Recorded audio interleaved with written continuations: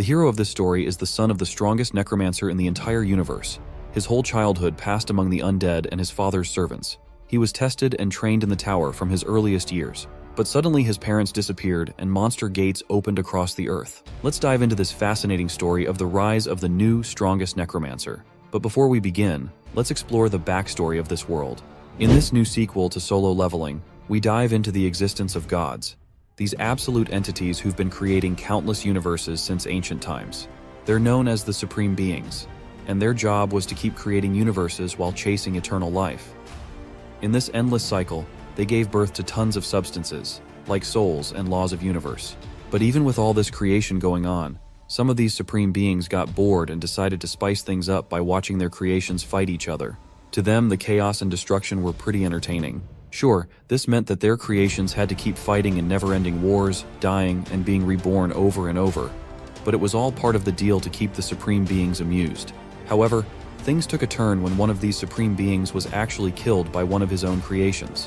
When the Supreme Beings from other dimensions found out, they all gathered to observe this world that had lost its master. They were intrigued by the death of a fellow Supreme Being, especially since it was at the hands of his own creation. While they didn't really care about the death itself, they all shared a single greedy thought. Whoever claims this newly ownerless power first will become its master. The story starts in a high school classroom, where Sung Suho is excitedly bragging to his friends about getting a spot into prestigious Korea National University of Arts. His friends are shocked to hear this, having a hard time believing it. While Suho is laughing and soaking up the moment, one friend starts tearing up because he has to repeat a year, and another friend is flabbergasted, wondering how Suho got into such a top-notch art school with his lousy skills. But Suho's joy takes a dive when he hears a familiar, unpleasant voice offering him a sarcastic congratulations.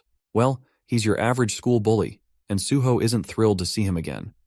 Instead of using the bully's real name, Suho just addresses him with some random name, which really ticks the bully off. His face twists with anger as he snaps at our boy, letting him know his real name is Yunchul. The bully then brings up that Suho messed up his plans to take over the high school. But my guy shoots back that it's also thanks to him that this low-life bully even managed to graduate in the first place. Meanwhile, the rest of the students are feeling restless to see this bully acting up again. They're really frustrated that Yunchul hasn't changed one bit and is still acting all cocky, even though they are just about to graduate. What's bothering them even more is that Yunchul is trying to bully a poor kid who's lost his parents but still manages to put on a brave face. Finally, the patience of the bully wears thin, and he is about to land a punch over our boy's face. But instead, my guy delivers a knee smash right to the bully's filthy face, then annoyingly tells him to at least try acting like a decent human until graduation. Suho then notices something weird about the redhead and quickly delivers a knee smash right to his face. Even though his knee breaks the bully's nose, the guy, however, remains cocky and nonchalantly claims that it did not even tickle. He then balls up his fist, and it starts burning with a strange energy. With a devilish glint in his eyes, he charges his fist to the max and swings a devastating punch right at Suho's face. Suho barely manages to step back, and the punch hits the nearby lockers instead. The single punch rattles Suho's nerves, and the other students in the classroom are completely bewildered as well. It seems like the redhead himself doesn't even know how he just made a dent in the steel lockers. He's staring at himself in confusion while this strange aura radiates from his body. Even Suho has no idea how to handle this situation. 2 years have passed since that day, and our boy, Sung Suho, is now a second-year university student. As he walks across campus, he notices a commotion nearby. Workers are surrounding a strange portal, and an instructor is telling everyone that all lessons in the main building have been moved to the annex building. The reason? Hunters are going in to deal with the monsters coming through the portal. A guy in a suit asks one of the workers how long the hunters have been inside. The worker replies that it's been just over 8 hours. Since the gate is rated D rank, there's a good chance the hunters will be out soon. While Suho stands quietly, the announcement keeps blaring, and students are talking about whether the school might get destroyed. Some reassure others that the hunters will handle it. It seems that the appearance of a gate isn't that unusual, which is why Suho isn't too freaked out about it. You see, about 3 years ago, these portals called gates started showing up everywhere, and the world went through some major changes. The gates are basically shortcuts to dungeons, and once they are opened, monsters from these dungeons would spill out and start causing trouble. But it wasn't just the monsters that shook things up. People started developing special abilities too. These folks, known as the Awakened, could use mana and had all sorts of cool powers. The world was in chaos, and everyone thought it would last forever. Then, an Awakened named Jinchul came along. He set up the Hunter Association, brought together other Awakened, and created a job called hunters. Thanks to them, the chaos got sorted out way faster than anyone expected. Now people are split into awakened and non-awakened. Since the non-awakened folks don't have the same perks as the awakened, they have to work like crazy just to make a name for themselves. Meanwhile, the awakened can pretty much get whatever they want with their powers. It didn't take long for the non-awakened, who sometimes feel like they're just ants in comparison, to see their own limits. No matter how hard they work, they can't bridge the gap between themselves and even a lowly E-rank awakened. Even though hunters can fight off the monsters from the gates and prevent the world from falling apart, it's clear that without the awakened, the non-awakened wouldn't survive. Conversely, the awakened can manage just fine without the non-awakened. Because of this, everyone is grateful to the hunters, and it's thanks to them that non-awakened people like Suho can live a relatively peaceful life and go about their daily routines. But for Suho, there's also a sense of unease. He feels insecure about himself and wonders if he's becoming too accustomed to not being able to get what he wants. He reflects on the loss of his parents and how his survival depends on others. Even though he once felt he could achieve anything, that confidence has faded, leaving him with a sense of powerlessness. He remembers his mother's voice telling him he resembles his father and wonders how his father would have handled this feeling of helplessness. Suddenly, Suho is jolted by what sounds like his father calling him. When he snaps out of his thoughts, he sees his teacher standing behind him. The teacher compliments Suho on his drawing, which is pretty impressive. Suho just shrugs and says he drew it based on how he felt. But the teacher is intrigued by the creative drawing of an ant that has a human-like stature. To all of us, it's clear what the drawing represents, but Suho has no clue why he ended up drawing such a creepy thing. Meanwhile, outside the campus, hunters have started emerging from the portal. They all look pretty confident, which is a dead giveaway that their raid was a total success. The site worker gives a shout-out to Hunter Kim for his great work, and Kim replies that everything went smoothly without a hitch. He further mentions they've got some new info for the Hunter Association. Apparently, they came across a new type of monster they'd never seen before. Basically a humanoid creature that spits blue flames from its eyes and mouth and attacks with claws and fangs. He admits that the creature managed to graze his body, but it was nothing serious. Well, it seems like Hunter Kim might have been underestimating things a little, because the wound from that humanoid monster starts reacting badly. He suddenly feels a stinging pain spreading all over his body, making him writhe in agony. His sword drops from his hands, and even the site worker notices something seriously off with Kim. Right on cue, this muscular hunter transforms into a grotesque goblin, spewing the same blue flames. He lunges at the worker, tearing off his chest with a single bite, creating a gruesome mess that sends a chill down everyone's spine. The other hunters and bystanders are horrified. One of the hunters quickly points out that these blue flames are identical to those used by the monsters in the dungeon. Kim, now a horrific creature himself, lunges at his fellow hunter and bites off his head as if it's no big deal. Panic erupts as people start fleeing in all directions, desperately trying to save their lives. Unfortunately, the people bitten by Kim also transform into blue flame monsters and begin attacking others, spreading chaos even further. The screams are so loud they can be heard inside the building, and people quickly gather around the windows, trying to see what's going on. When Suho looks outside, he sees a bloody mess where people are attacking each other, their minds apparently taken over by the same blue energy. It doesn't take long for the students to realize that these people have turned into monsters. Seeing the dungeon break out, the students start panicking and urge their instructor to step up, since he's an awakened too. But the teacher quickly reminds them that he's only an E-rank hunter. Suddenly, Suho spots the same blue flame monster right above the campus floor. The monster takes its stance, and before it can leap inside through the window where all the students are gathered, Suho shouts for everyone to run away quickly. Before anyone can react, the monster leaps inside through the window and knocks one of the students out immediately, and Suho quickly ducks down to save himself. The monster opens its mouth, spewing blue flames as it starts devouring the student it just took down. The sight is so gruesome that other students are practically crapping their pants. Suho bolts for the exit but then notices a fellow student, injured with busted legs from the monster's crash, and she is unable to move. He freezes at her desperate pleas for help, but after a moment, he closes his eyes and starts running out, reassuring her he'll get the hunters here to help. Deep down, Suho knows he's just lying to her.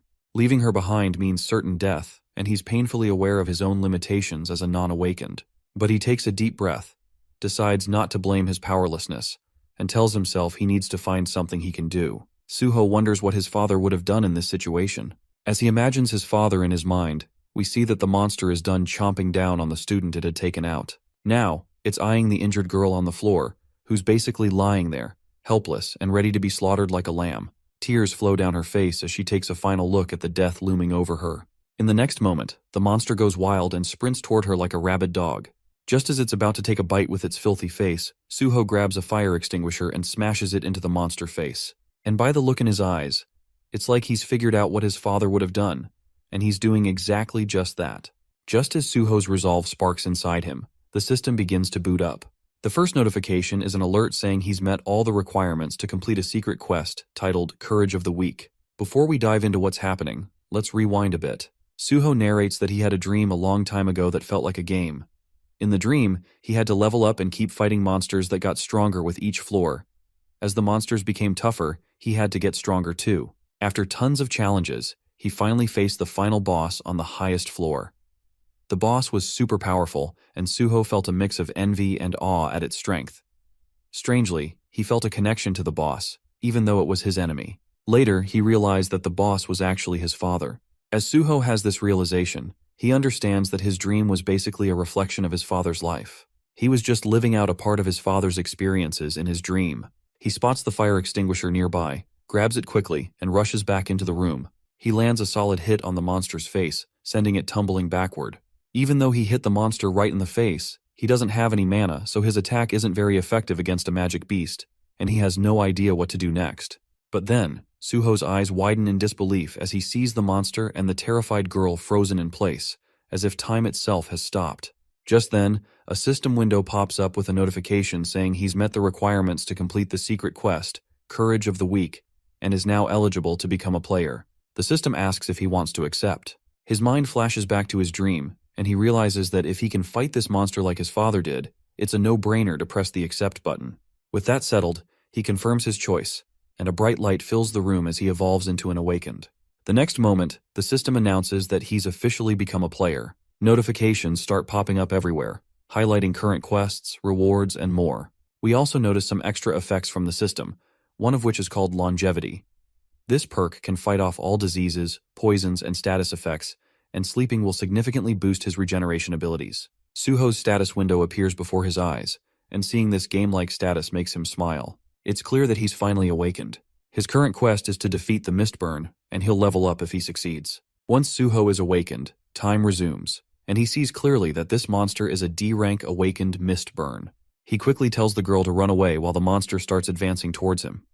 The two other students who were bitten have also turned into Mistburn monsters. As the monsters lunge at him, Suho's eyes burn bright with determination. He smashes one of them right in the face with the fire extinguisher, but it's clear that a simple hit isn't going to cut it. So he balls up his fist, gathers his energy, and apologizes to the girl before delivering a brutal blow. She flies into the nearby wall and demolishes it on impact. Looks like Suho didn't expect his punch to send the monster flying like that, but he's not complaining. In fact, he's pretty blown away to see he squashed that monster with a single hit. Another monster lunges at him, but Suho responds with a solid kick right into its belly, sending it crashing down. The system announces that the unawakened Mistburner has been defeated, and with that kill, Suho levels up. A new quest pops up, telling him to take down the remaining Mistburners. Soon enough, Suho takes out the other unawakened Mistburners. With all those monsters biting the dust, he's convinced he's finally awakened. He then delivers a devastating punch to an awakened Mistburner. However, this monster doesn't even flinch from the blow, and Suho starts feeling anxious as he realizes this beast might be tougher than he thought. The monster quickly retaliates with its fierce claws, slashing across Suho's chest like it's no big deal. After taking the hit, Suho quickly distances himself by pressing his foot against the monster's chest. As he looks at the fatal wound on his chest, he realizes he's at risk of turning into one of these magic beasts. Right on cue, the system announces a harmful status effect has been detected in his spirit, but it's lifted due to the effects of longevity. At that moment, his injuries start to heal, and he remembers that his longevity skill was activated. The monster lunges at him again, pinning him to the ground. It starts to open its disgusting mouth while Suho struggles to push the beast away. Just when Suho thinks he's about to be overpowered, he remembers the stat points he earned from defeating the other unawakened monsters. He quickly dumps all 3 points into his strength, giving him the boost he needs to push the monster away like a ragdoll. The monster quickly regains its footing but is met with a solid punch to the face from Suho. Even with the extra strength, Suho realizes it's still not enough to take down the monster. The beast keeps slashing at his chest, leaving him no choice but to dump all his remaining points into strength. His fists are soon surrounded by a fiery aura as he delivers a brutal punch that turns the monster's face into a complete mess. It looks like Suho has found the ultimate cheat system in this world. While most awakened have their ranks set upon awakening and can't get stronger, Suho can keep grinding for more points and become indefinitely powerful. Once he turns the monster's chest into smithereens with his relentless punches, he winds up for one last swing, putting every ounce of power into it. That final punch sends the monster crashing into the wall behind it, and the wall crumbles from the impact. The beast is literally torn to bits, like a tattered cloth. With a final push, the monster hits the ground, while Suho is left huffing and puffing after all the action. The system quickly announces that he has defeated the D-rank awakened Mistburn, and also has leveled up several times. Suho collapses to the ground due to exhaustion, and looks at his hand, savoring his hard-earned victory. He clenches his fist with newfound confidence, reminding himself that he's finally become an awakened. A smile spreads across his face as he declares that he's no longer powerless, and is now ready to save the people of this world and tackle the crisis head-on. Just as he's pumped up and ready to take on more monsters, another mist beast charges toward the building. With a mighty leap, it comes flying toward the top floor, aiming straight for Suho. The monster, wielding a giant sword, is revealed to be a C-rank awakened Mistburn. Before Suho can react, the beast crashes its sword down, causing a massive explosion that fills the area with dust, smoke, and debris. Meanwhile, the emergency horns are blaring all over the city, announcing the dungeon break at Korea University of Arts, and telling everyone to evacuate the area pronto. Back at the campus, more backup has shown up, but the platoon captain is feeling pretty frustrated. People are dying left and right, and all they can do is wait for the Hunter Association to send help. The soldier reports that the association is still trying to find a B-rank or higher hunter to send over, which is why it is taking time. The irritated captain asks, "Wasn't this gate labeled as D-rank from the start? So how come they need a B-rank hunter to clear up the mess?" The soldier explains that the association is factoring in that hunters, including C-rank hunter Kim Jong-soo, have been infected and are attacking the campus. They believe it's better to send a B-rank or higher hunter to handle this situation. Back in the building, Suho watches as the C-rank monster hunter casually strolls toward him. He's losing his mind, thinking about how this giant just leaped from the ground floor to the top floor like it was nothing. This monster is way fiercer and different from the ones he's faced before. Not only is it C-rank, but it's also wielding a massive weapon, leaving our boy unsure if he can handle it. The monster swings its giant sword, and Suho ducks to avoid the blow. The swing is so powerful that it slices through nearby reinforced walls like they're made of paper. Suho isn't exactly thrilled about witnessing such a raw display of power. Meanwhile, the monster grins from ear to ear as he prepares to swing his sword again. Just as he's about to crush Suho with the sword's weight, Suho kicks the fire extinguisher right at the monster's face. The monster slices through it with his sword, and the extinguisher bursts, filling the room with a thick haze. Suho quickly uses the confusion to his advantage and makes a run for it. He figures he'll wait for more hunters to show up and just hold out until help arrives. The monster is still hot on Suho's heels, but then he spots something that makes his grin even wider. Suho is startled to see that the beast has stopped chasing him down, and when he turns around, he sees the beast ogling at the terrified female students who are huddled up on the ceiling, shaking in their boots, waiting for more hunters to arrive. But the monster is not waiting for any hunters to arrive though. He leaps out of the window with his giant sword aimed at the girls, and Suho can only stand there in horror. With a single brutal swing, the monster obliterates the girls into a gruesome mess of blood. Frustration boils over in Suho, making him clench his jaw. He steels himself with determination, leaps up to the ceiling, and lands a kick right into the monster's back. But his kick turns out to be nothing more than annoyance to the beast, who just swings his sword in response, slicing through the floor in the process. Seeing that rift opening up in the ground, our guy's pretty sure he's in for a rough time. Even one hit could get him killed, and he definitely doesn't want to end up sliced up like those other girls. But he's not about to let this monster go wild, so he dives in head first, throwing punches so fast he's basically a blur. The beast isn't holding back either. It's swinging its sword like a maniac. But my guy is dodging left and right like a ninja on a caffeine high. He keeps up a relentless assault, and after a serious punching session, he lands a knee right in the monster's filthy face.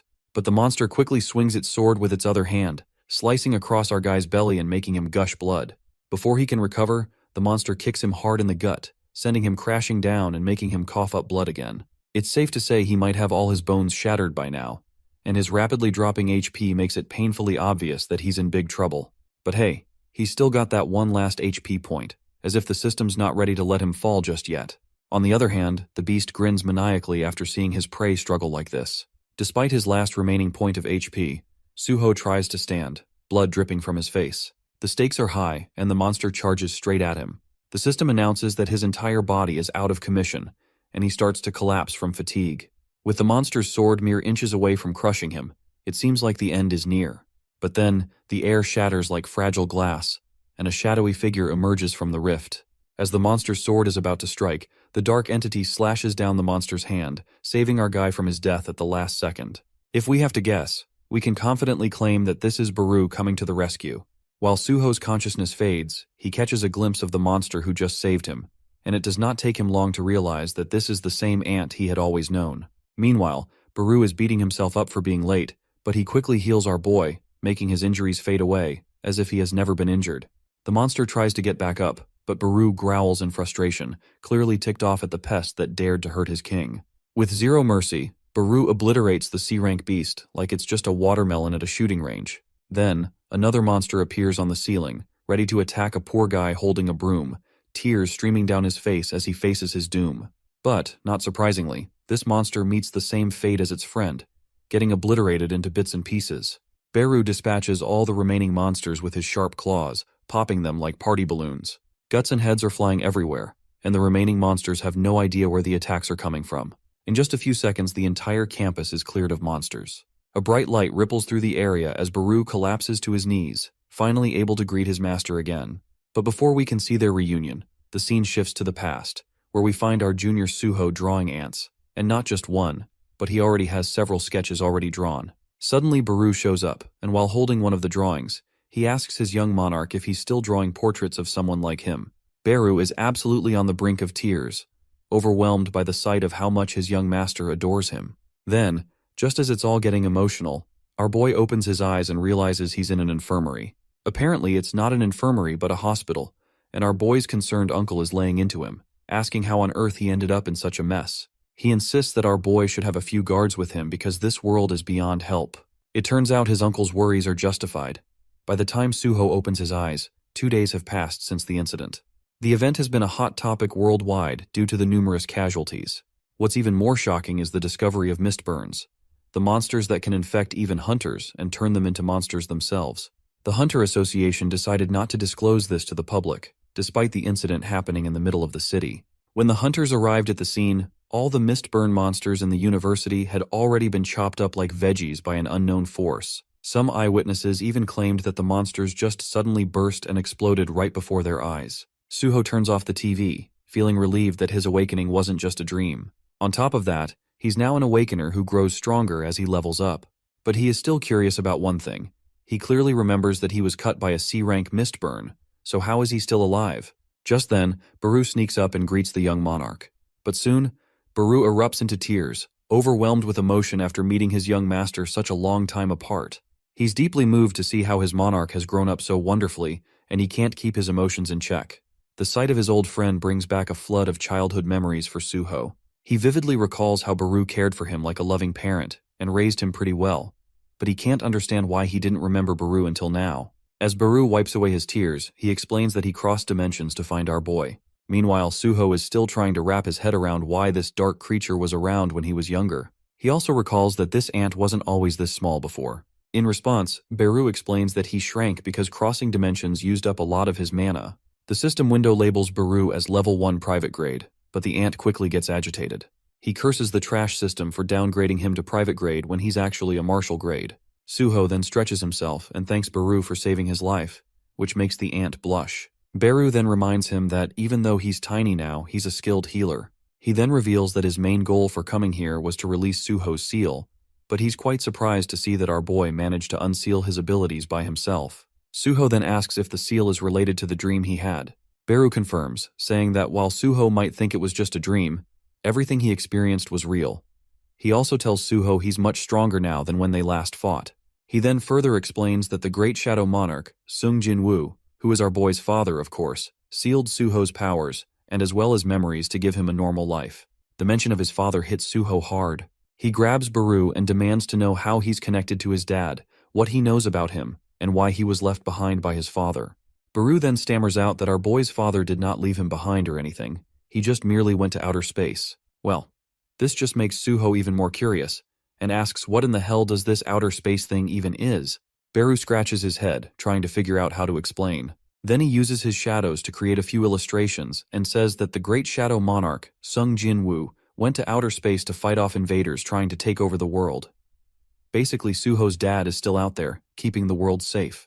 Beru adds that Sung Jinwoo is up against the Atarim, who are known as outer space gods. He goes on to explain that the Atarim are sending their apostles to invade, and before coming to Earth, Beru claims he took down a bunch of enemies himself as well. Not to mention, the gates and monsters showing up on Earth are all the result of this ongoing war. Suho asks if his mom went with his dad, and Beru says no. Suho then reveals that his mom went missing the same day his dad did, so he thought they might be together. Suddenly, Beru starts freaking out, running around frantically. He realizes with a jolt that Miss Hein is missing too, and mutters that the Itarim's apostles must have set a nasty trap for her. Suho then asks if these Atarim bastards are the reason his parents can't come back. Beru asks if Suho wants to meet them. Suho's hand shakes with frustration and determination as he makes it clear he definitely wants to meet them, because he has been alone for so many years already.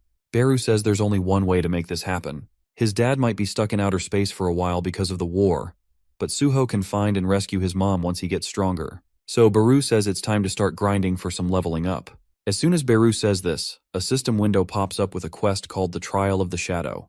The system goes on about how Suho is the son of the Great Shadow Monarch, but his innate talents are sealed. To unlock that power, he'll need to prove himself by entering the Shadow Dungeon and showing what he's made of. The key Suho is holding is known as the Shadow Dungeon Key, and its rarity is unknown. To activate it, he has to stick the key into his shadow. As soon as he pushes the key against his shadow on the wall, a portal pops open. Beru tells him to go ahead and enter, claiming it will help him unlock all the power that's rightfully his. Suho takes a moment to reflect. All this talk about outer space, the war with gods, and the Shadow Monarch feels like a bunch of tall tales right now. But if getting stronger is the only way to meet his parents, he's ready to level up as much as he can. The scene shifts to the past, where we see Suho's dad tells Beru to head to Earth and lift his son's seal because the Atarim's invasion might have influence on Earth as well. He tells Beru to restore Suho's powers and memories and keep Earth safe. And after that, Beru's got the freedom to handle things as he sees fit. Back in the present, Beru makes his final decision and decides to stick around with our boy and keep an eye on his progress. Once they step through the portal, they land on the other side, and Beru explains that this place is the land of the dead, where the living can't enter without permission from the master. This place is called the Shadow Dungeon. Suho's first impression of this place isn't great, as it looks more like a ruined city than a dungeon. But there's something oddly familiar about it. Just then, a system window pops up in front of him, saying the quest is to survive in the Shadow Dungeon.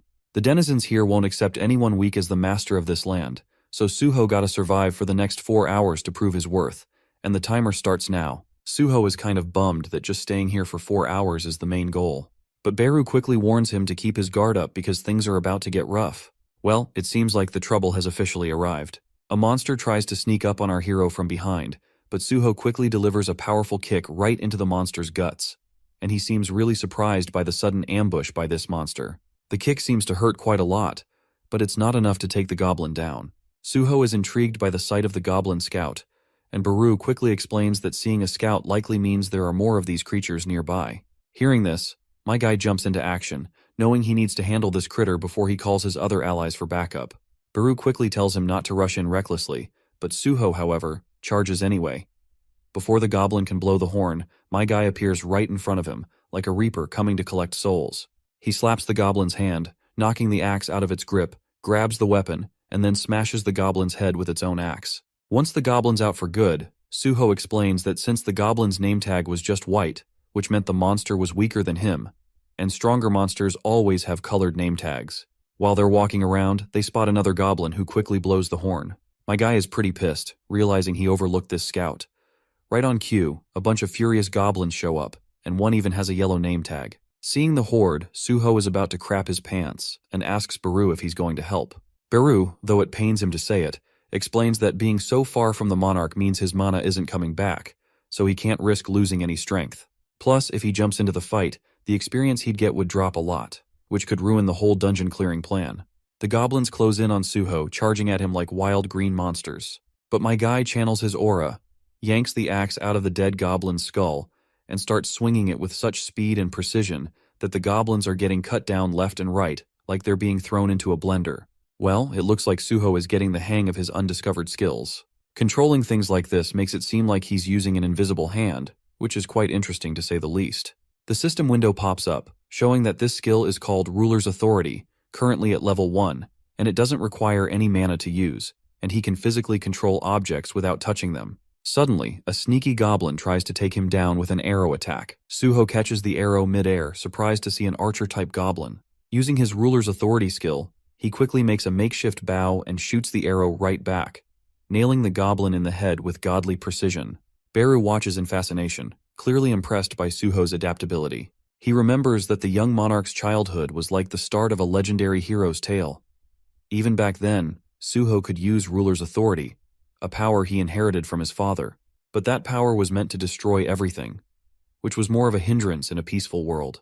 But now, with the Itaram apostles invading Earth, Suho has no reason to hold back, and he can shine bright in the battlefields with his destructive skill.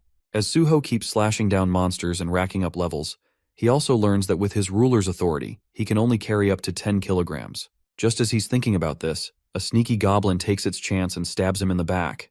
The goblin laughs creepily after the cowardly attack from behind, but Suho quickly shuts it up with a punch that obliterates its teeth and facial features in one devastating blow. As more goblins start to swarm him, Beru can't help but feel a bit scared for his master. That's when one of the highest-ranking goblins shows up, and its colored name tag makes it clear this one is different from the rest. Suho quickly yanks the dagger from his back, losing 30 HP in the process. As soon as the dagger is out, the other goblins pounce on him like hungry hounds.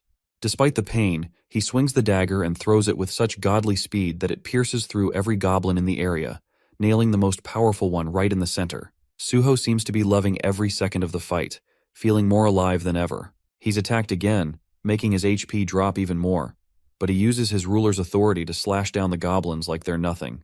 As the battle goes on, he keeps piling up bodies, though his reckless fighting style causes his HP to plummet. But he doesn't back down. When he finally reaches the high-level goblin, he starts smashing away, and the system goes wild with notifications popping up everywhere, announcing the levels he's climbing. Once the bloodbath is over, all that's left are bodies scattered around like trash. Our boy finally takes a breather after so much fighting, and it looks like his 4-hour survival mark has ended, signaling the successful completion of the quest. Beru starts clapping for his young master, saying he never doubted him for a second and knew he would breeze through this trial. Another system notification arrives, giving him the choice to accept the reward for completing the quest. Without hesitation, he tells the system to show him what he's getting. The system quickly displays that he will receive a rune stone, which can be used to learn a skill called shadow extraction. Beru is quite excited at the prospect of Suho getting this new skill. Suho checks out his injuries and finds he's actually unharmed. He remembers picking up a new skill called resilience during the fight. It turns out he's been getting skills on top of the leveling system he got when he awakened. Our boy can't help but feel like he's a cheat character with this level-up mechanism and all the free skills he's getting.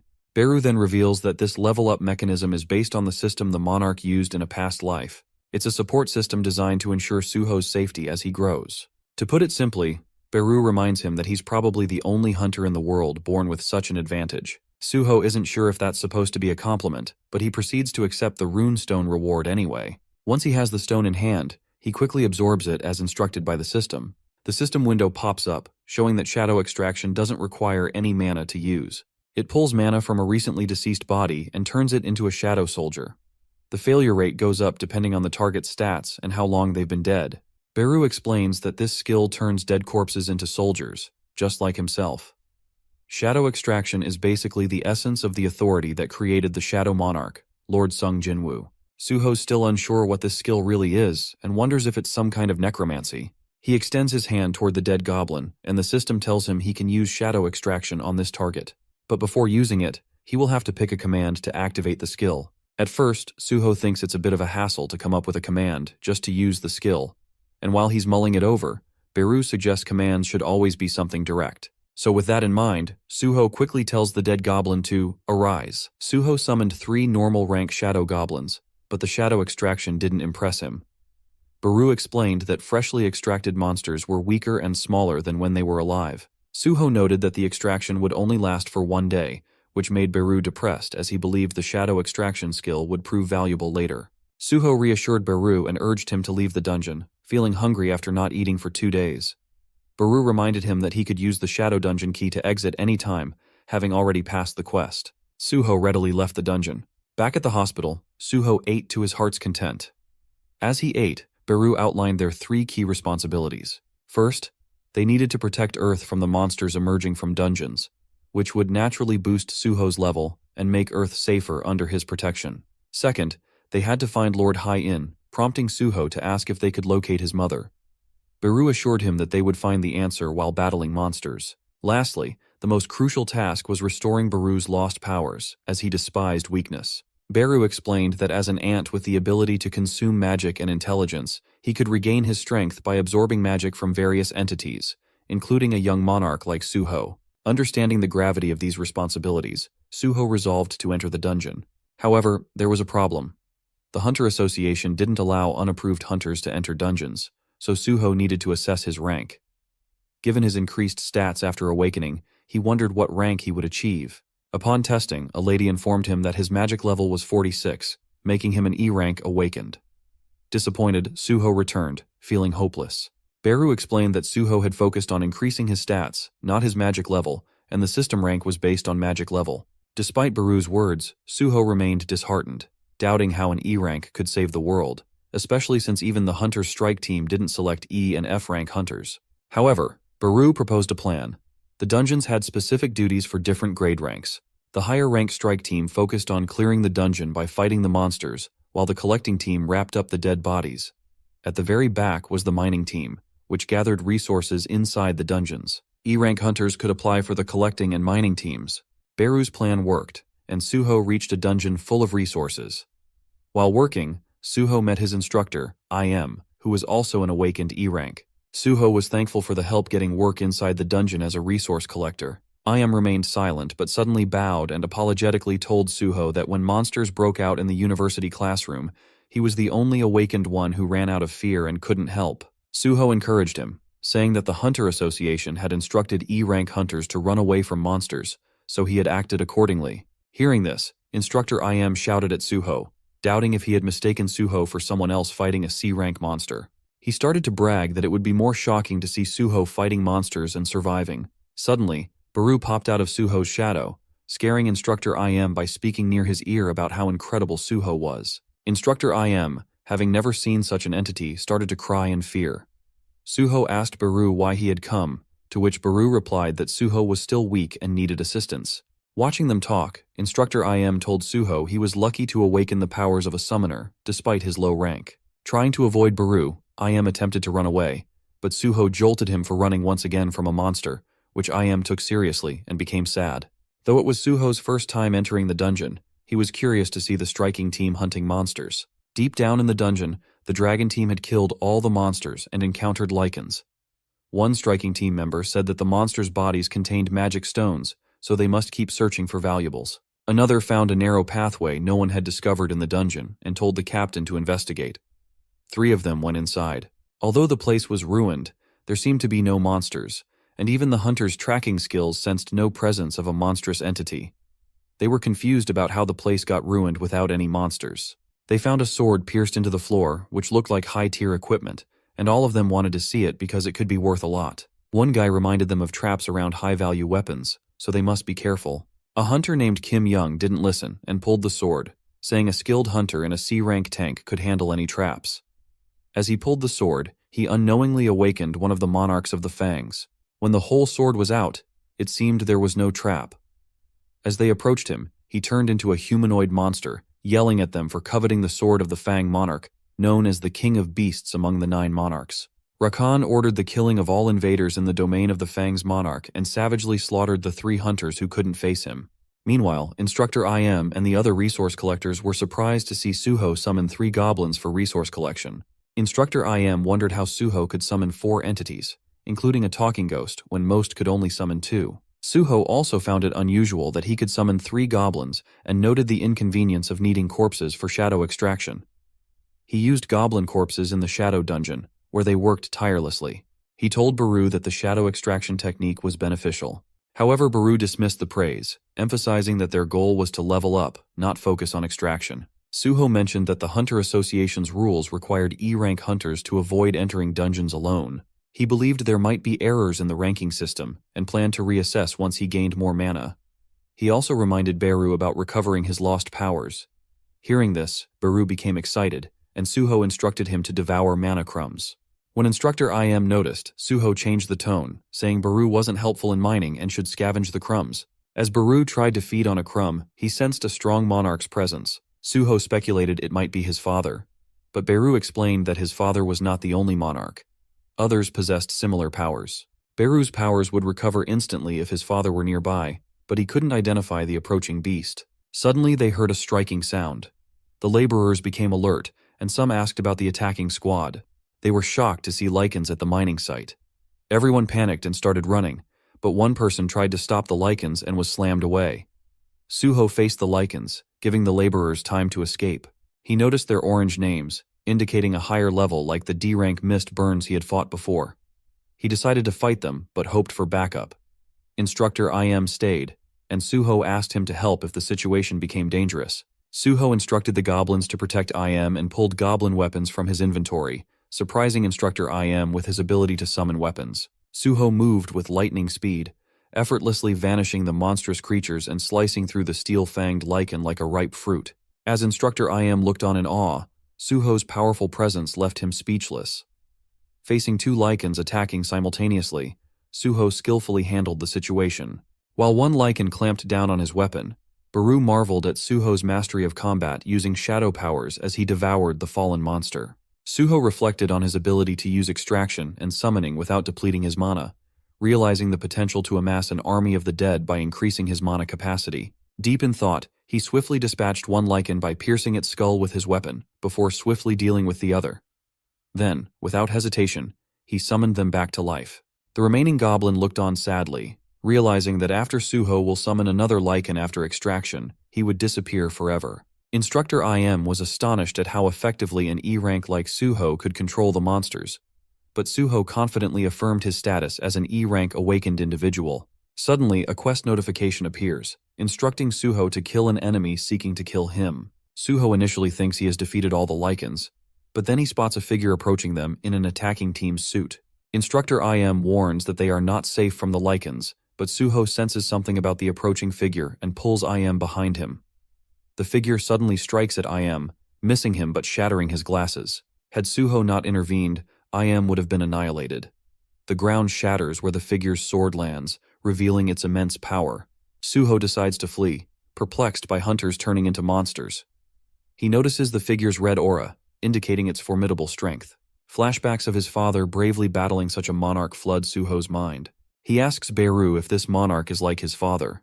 Beru replies that while Rakan has a powerful aura, he is not on the same level as Suho's father. Nevertheless, fighting Rakan would be unwise, given Suho's current level.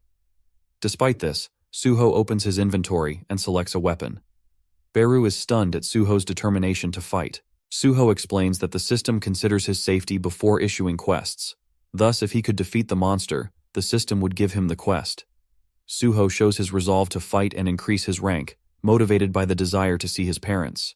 With his extracted lichens by his side, Suho steps fearlessly into the domain of the fangs, determined to kill Rakan and grow stronger quickly. Beru is stunned as Suho faces off against the formidable monster, thinking Suho, despite his current weakness, embodies the shadow of a true monarch. He advises Suho that cutting off the monster's arm would sever its connection to the host. Once a mighty hunter, the beast has become even more formidable after infection. Suho initiates the attack, ordering his lichens to engage the monster. They manage to hold it off temporarily, and Suho is impressed by his ability to sustain his extractions as long as he has mana. While the lichens battle the monster, Beru asks if Suho is aware of the other powers of the Shadow Soldiers. Suho is surprised to learn they possess more abilities, but Beru explains that Suho's weak monarch mana prevents him from seeing them. The monster mocks Suho for wielding the Shadow Monarch's power, but Beru is enraged at the insult to his master. The beast is shocked to learn Suho is the descendant of the Shadow Monarch, the biggest rival of the Monarch of Fang. Seizing the moment, Suho throws a spear, which the monster easily breaks. Suho hurls multiple weapons using his authority, but the beast smashes them away. Suho then summons all the hunter's blades in the dungeon and attacks simultaneously. The monster dodges and grows more furious, breaking Suho's sword in a single blow. Realizing close combat is too dangerous, Suho avoids confrontation and keeps his distance, aiming to tire out the monster. The monster taunts Suho, calling him a coward hiding behind the Shadow Monarch's abilities. Suho understands the provocation, but sticks to his plan, dodging attacks and keeping his distance. In a brief moment of reflection, Suho recalls questioning Beru about his true abilities. Beru explained that the restrictions from his childhood were temporary, and that Suho should now consider himself as having regained his former talent. Baru revealed that those dreams about clearing the tower was a test to see if Suho could handle his talent. The enhancements to his body were temporary, but his experiences were valuable. Baru emphasized that Suho's fighting spirit and senses were his true strengths. Suho recalls the powers of his senses and desires a gauntlet. He devises a plan to reshape his extracted shadows into his desired form. Summoning them once more, he is met with the monster's taunts, declaring that no scheme has ever scarred him and warning Suho to give up or face death. As the lichens attack from all sides, the monster skillfully evades them and strikes Suho with his sword. However, Suho's steel-fanged lichen morphs to block the attack. This marks Suho's breakthrough. He can now reshape his extracted shadows, allowing him to form a gauntlet for close combat. He effectively counters the monster's strikes, dominating the fight. Impressed by Suho's ability to use shadow soldiers as weapons with increasing freedom, the monster acknowledges Suho's potential. With his aptitude for the Shadow Authority, Suho, though at the beginning stage, shows extraordinary skills. His increasing aura propels him to deliver powerful blows, eventually landing a crushing punch to the monster's belly. The beast collapses, creating a dust cloud, but rises again, now more enraged. Suho summons all his weapons and wields an axe as the monster, driven mad, attacks recklessly. The monster hits Suho in the back, but the steel lichen protects him. In a swift response, Suho unleashes a series of deadly strikes, ultimately defeating the monster and proving himself as a true prodigy. Standing aside from the core of monsters, Suho embarks on that. Though he got worried about the monster's rank, he never doubted himself to defeat him. Baru also tried to show that he believed in his master, but Suho hushed him. He feels better with his new shadow extraction ability. When he checks his reward, he is surprised to learn a new skill, a Storm Lash, and Rune Stone. It will enable him to strike multiple enemies in one strike. Suho will use the skill professionally, so he tried to test it. He looks for a sword to pursue the skill. The Fang Monarch is humiliated, even at the defeat of his host. The thought that he couldn't bear is that he could accept losing to the Shadow Monarch's descendant, Suho. However, the battle will persist until human greed will. Here, we come to know how Rakan hosts humans. The moment Suho tries to pick up his sword, his curse devours the whole body of the person grabbing it. But Suho picks it up. A blue aura dominates the red one.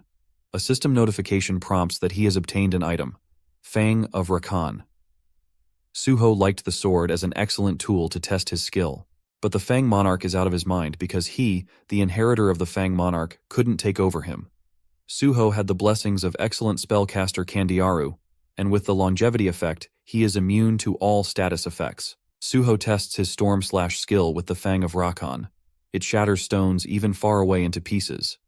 Baru observes him and says that he is reacting differently from the moment he saw Shadow Extraction. The Shadow Authority is thousands of times more incredible than such skill. Listening to this, he feels sad. Meanwhile, Instructor IM becomes conscious but freaks out when he sees the core of strikers before him. Suho said explaining things would take a while, so he shouldn't freak out. Outside the dungeon, there's a lot of activity and noise. Suho, with a serious demeanor, has already rescued several people and is now heading back in to look for any remaining survivors. Instructor IM is puzzled by how vital Suho is, considering he's an E rank with summoning skills, which are usually considered insignificant. However, Suho's actions speak otherwise as he saves multiple workers and ventures back into the dungeon. Once inside, he encounters many wolf monsters and dispatches them with his Shadow Extract concealment ability, which helps him level up. He then stands atop the pile of defeated monsters, while Baru mentions that it's suitable for her experience to increase by killing more of them. Suho notices something strange.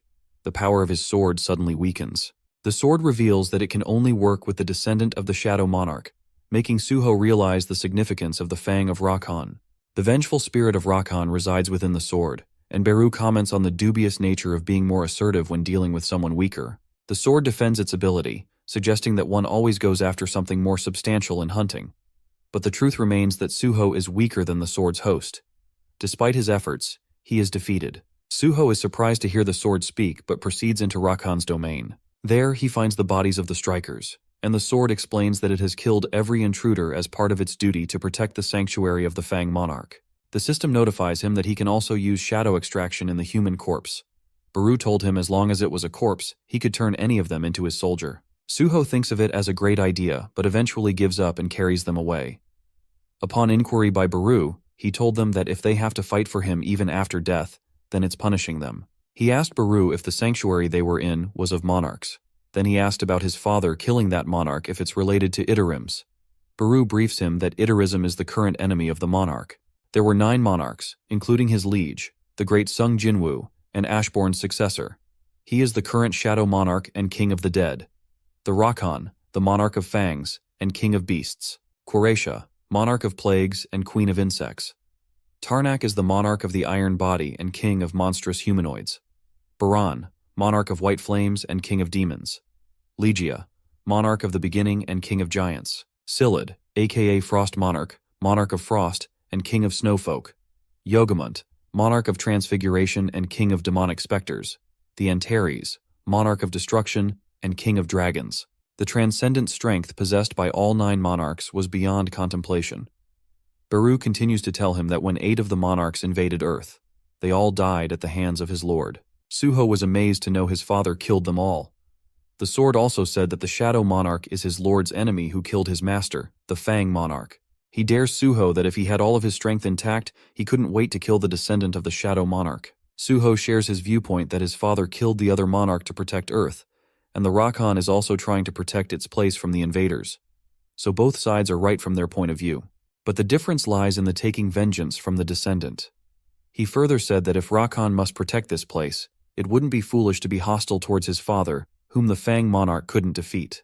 But the sword doesn't seem to understand that. Suho comes straight to the point and proposes a deal to help him, so he will help him protect this place from the Idarims. The Shadow and the Fang fighting on the same battlefront do feel odd, but Suho proposes an excellent deal to him.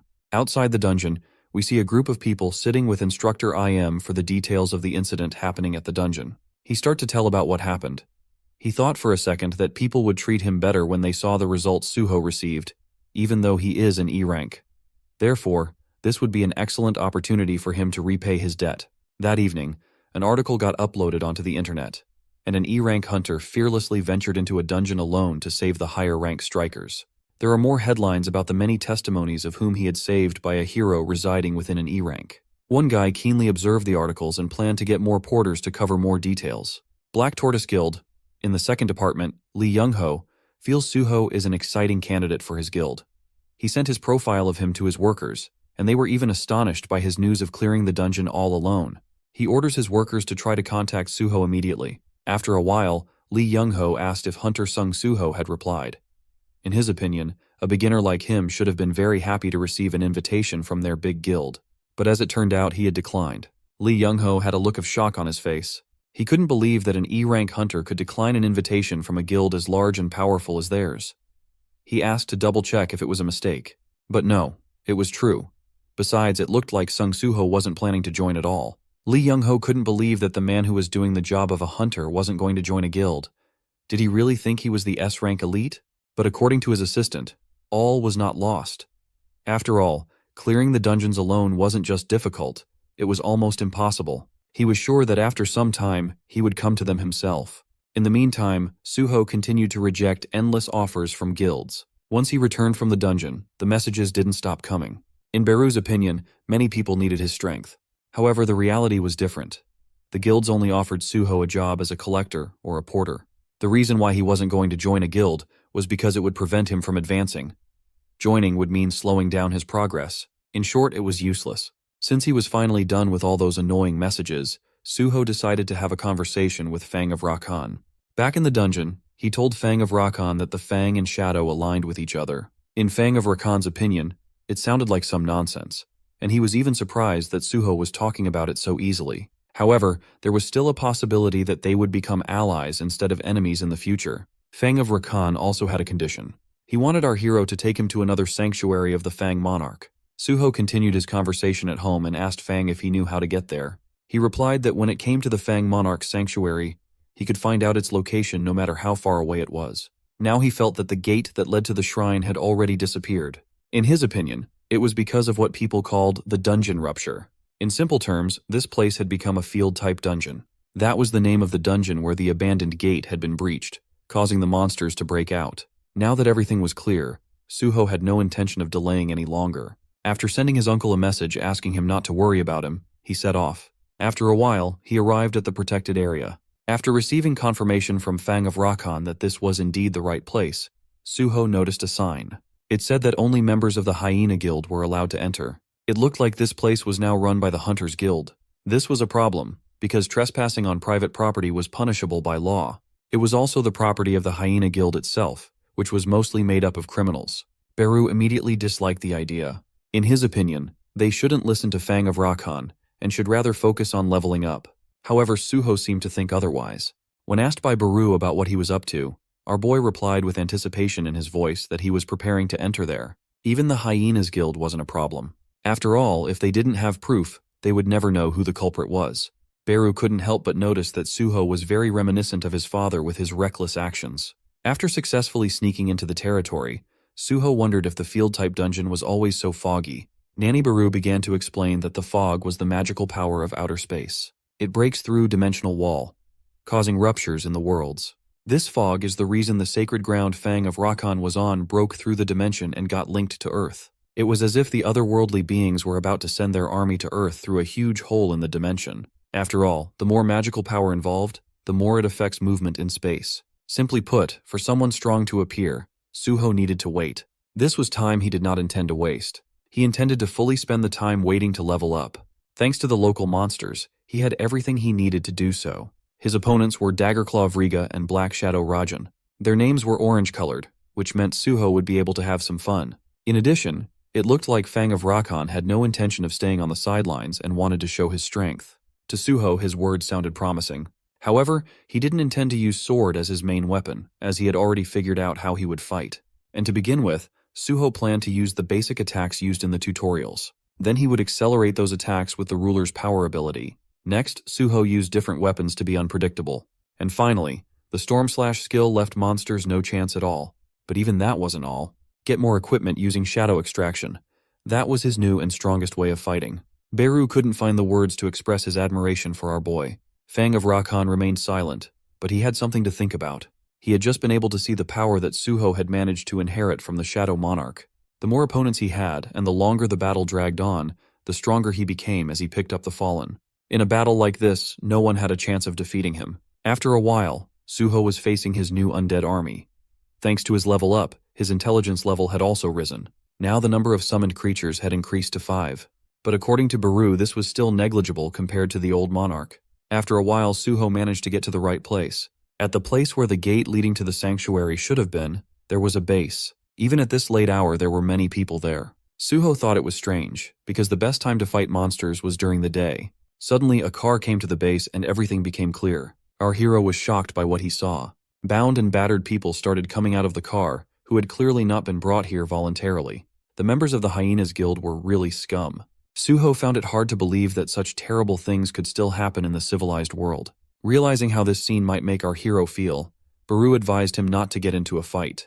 After all, if they were caught trespassing on private property, his status as a hunter would be in danger. But as it turned out, Suho no longer heard him. He rushed towards the bandits without a second thought. Beru could understand his feelings. Suho's father was a police officer, and his grandfather was a legendary firefighter who had saved hundreds of lives. Suho had grown up under their influence since childhood, and now he just couldn't stay away when he saw injustice. Sensing something, the man turned around to check it out. And the first thing he saw was our boy's leg. It was time for justice to be served.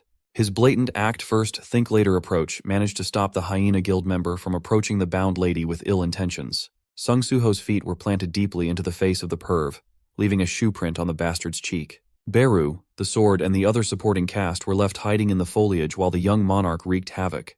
The bastards of the Hyena Guild were caught off guard. They were not expecting any intrusion into their operation, and now there's a young man going sicko mode on them. Suho's initial strike was supremely effective. The momentum of his fist was top-notch, knocking the perv down to the ground, eating dirt and gravel. The young monarch slowly turned his head to assess the situation. His gaze was as cold as ice. Then came the realization that he had just blown his cover, effectively leaving himself exposed in the middle of a privately owned territory controlled by brutal criminals. His act first, think later approach only works if you have the power to back it up. These hyena bastards could easily turn the story against him, as illegal trespass on another guild's territory is a massive crime. Thankfully, he was quick enough to come up with a simple answer that would get him out of hot water against the law and retaliation. Manipulating some of his shadows, he transformed them into a mask that would effectively hide his identity. With his identity protected, Suho questioned the Hyena Guild for their blatant practice of kidnapping and endangering people. But the hyena punks didn't budge against his questioning. They returned the question instead. As if it wasn't enough to trespass, this masked man was openly attacking them too. One of the officers ordered his men to attack the intruder, to destroy and tear him limb from limb using blade and magic. With Suho's inherent skill and growing experience, he had no trouble evading the rough technique of a hoodlum. Moreover, he did his research against this hyena guild. Their average member rank is only D rank. Seeing that these people are bottom dwellers, Suho decided to tone his strength down to prevent any accidental deaths. But even with his suppressed level of strength, he had enough power to blast an enemy away with a well-timed counter. The impact was so forceful that it also took the man along the first victim's path. It was a 2-for-1 deal. Suho did not stop there. He took to the air to drop-kick 2 bastards up front. This absolutely mad lad performed a split in mid-air, taking out 2 punks at once. Beru watched from the sidelines, impressed with how well the young monarch was moving. He could see that Suho had grown stronger. Those that humans call D-rank awakeners can no longer cause him any trouble. Seeing this incredible pace of improvement deeply moved the shadow ant. Suho, on the other hand, felt that dispatching these enemies came a little too easily. At level 16, he primarily focused all his attribute points on strength while keeping the other ones evenly balanced. After dealing with the criminals in this crooked hyena guild, Suho promptly tied them up together. It was a little villain sleepover. As Suho dusted his hands from all the manual bondage work, Beru praised his clean execution. The kidnapped survivors also came up to Suho to thank him for setting them free from the guild's clutches. When asked if he was a hunter from the Hunter Association, he gave them a roundabout answer. He then told the survivors to escape to a safe place while he cleaned up the area. Luckily, they still had the vehicle used to send them inside the private compound. Suho wondered just why the Hyena Guild was kidnapping folks. Suddenly, the Sword started reacting with their primary goal, which is why they snuck into this place in the first place. They could feel it concealed within the lawless facility of the Hyena Guild. After walking around for a moment, the party reached a structure that looked like a massive warehouse from the outside. Upon seeing what was inside, Suho's eyes nearly popped out of their sockets. Inside were signs of horrific practices. It looked like a kennel or an inhumane prison, something straight out of a nightmare scenario. Looking to the side, there were remnants of medical paraphernalia. It looked a lot like they were imprisoning people in here and doing God knows what to them. The empty cages with loose chains showed the grim experiences of the people who were held here before. In the midst of all the bad vibes, Beru started sensing a vague energy that was pretty thin but familiar nonetheless. This feeling led them to a cage where a whimpering furry animal was cowering in fear. The poor guy was full of apparent signs of experimentation and unethical medical procedures. Suho looked at the imprisoned animal and became even more confused as to what the Hyena Guild was trying to do. The Sword interjected, correcting Suho that what was in front of them was not a dog. That young wolf behind bars was a descendant of the King of Beasts, the Fang Monarch. It turns out that after being defeated by the Shadow Monarch in war, the King of Beasts assigned a guard to escort his remaining descendants to safety. The king believed that another Fang Monarch would emerge from his bloodline one day. If the loyal Sword was being honest, they weren't even hoping for the birth of another Fang Monarch. They just wished for the descendants of their king to live on. Suho gently carried the puppy away from the enclosure. Beru could sense the vague energy of the Fang Monarch on the little pup. Its vitality had declined so much that if left alone, death would come. Whatever the young monarch wanted to do, Beru would roll with it. The next step was entirely up to Suho. Before they could come up with an answer, a heavy presence of oppression coated the atmosphere. The smell of bloodlust entered the warehouse as the silhouette of a beast headed inside. A gruff and playful voice noted the missing guards in the vicinity. He was expecting a group of intruders, but the culprit was just one guy. Suho hurriedly summoned his mask back up. But upon catching a glimpse of the surprise guest, his blood ran cold. The owner of the gruff voice speaking in perfect human tongue wasn't a human. It was a literal hyena monster. This beast scorned the Hyena Guild for being so useless, as expected of humans. The Sword recognized this guy as Brocky. They were somehow connected back in the day. This lunatic was supposed to be the guard assigned to protect the descendants of the Fang Monarch. Brocky also recognized Rakan's fang in blade form. Rakan's fang floated forward. He interrogated Brocky for behaving like a lunatic when he was supposed to be the protector of the king's bloodline. Just what was the guardian doing for the last puppy to end up in such a miserable state of pain and neglect? Brocky seemed offended by the questioning of his job, and you don't want to see Brocky offended. Within a fraction of a second, he closed the distance between him and Suho. The beast even extended its sharp claws to touch and inspect the human just to intimidate. Brocky claimed that Suho was touching a pup that belonged to him. Overwhelmed by the tension and the monster's speed, Suho tried to lock in. The savage hyena was charging in again. This time he looked a lot more unhinged. Blocking the incoming attack might not be so simple. Still, with a massive speed disadvantage, Suho's reflexes were only fast enough to get a hastily put-together guard block.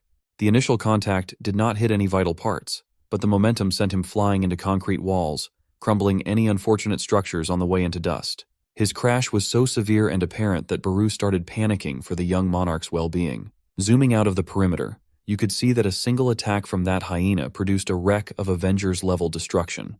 Baru managed to find the young monarch under the rubble, and he was oddly fine. He was just a little shaken by the attack that hurt the most out of all the times he's been hit recently. He says that, but his head was bleeding quite heavily.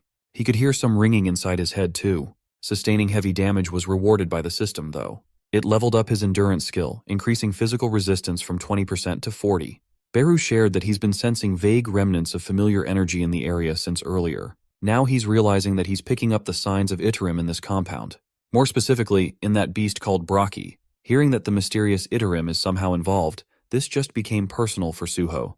Braki was already in the process of retrieving the dying pup, still with the creepy look on his ugly face. Rakan's Fang tried to make sense of what Braki was doing, but the beast really was just batshit crazy.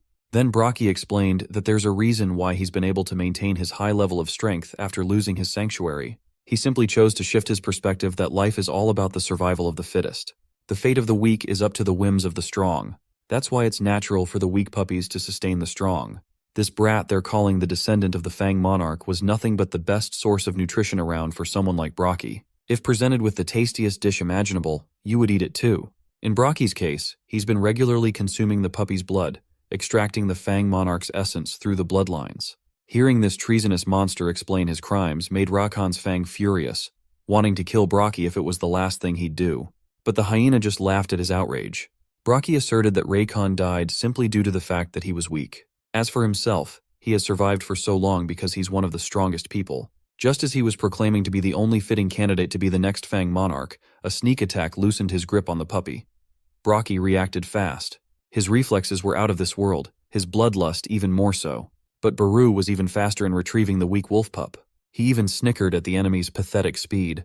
After securing the pup, Baru got out of there in one quick movement. Suho then called the Fang of Rakan to his hand as he faced the real boss of the hyena guild. His synchronicity with the blade was a sight to behold. The hostage was safe. It was time to go all out. It's a good thing that the Fang was pissed to death with Braki. They could use that anger to settle some business with the beast. With a common enemy, they could finally show the world the first alliance between Shadow and Fang. Iterim better pay attention. This Braki fellow represented Suho's first clue regarding the mystery of his father. This battle-tested savage beast trusted by the Fang monarch wouldn't give up that clue so easily, for sure. As Braki's anger flared up with a murderous scream, one of his eyes lit up with a golden sigil. At the same time, Suho received the emergency quest to hunt the hyena. He must take down Braki and reach safety. Baru, stuck babysitting on the sidelines, was almost driven to tears as he couldn't do much but watch the fight from a safe distance to protect the pup. Speaking of the pup, all the chaotic sounds of fighting must have woken him up. Even the simple process of slowly opening his eyes made the puppy struggle. The sight he saw was the young monarch's back standing proud against Braki. Shadow and Fang casually dusted the damage sustained earlier, standing in front of the beast for the actual fight. Suho fixed his eyes on the hyena. He even tied a bandana on his forehead to look dope as hell. At least now it's clear where the Hyena Guild got their name, those uncreative bastards. But how did a monster make a guild that kidnaps people?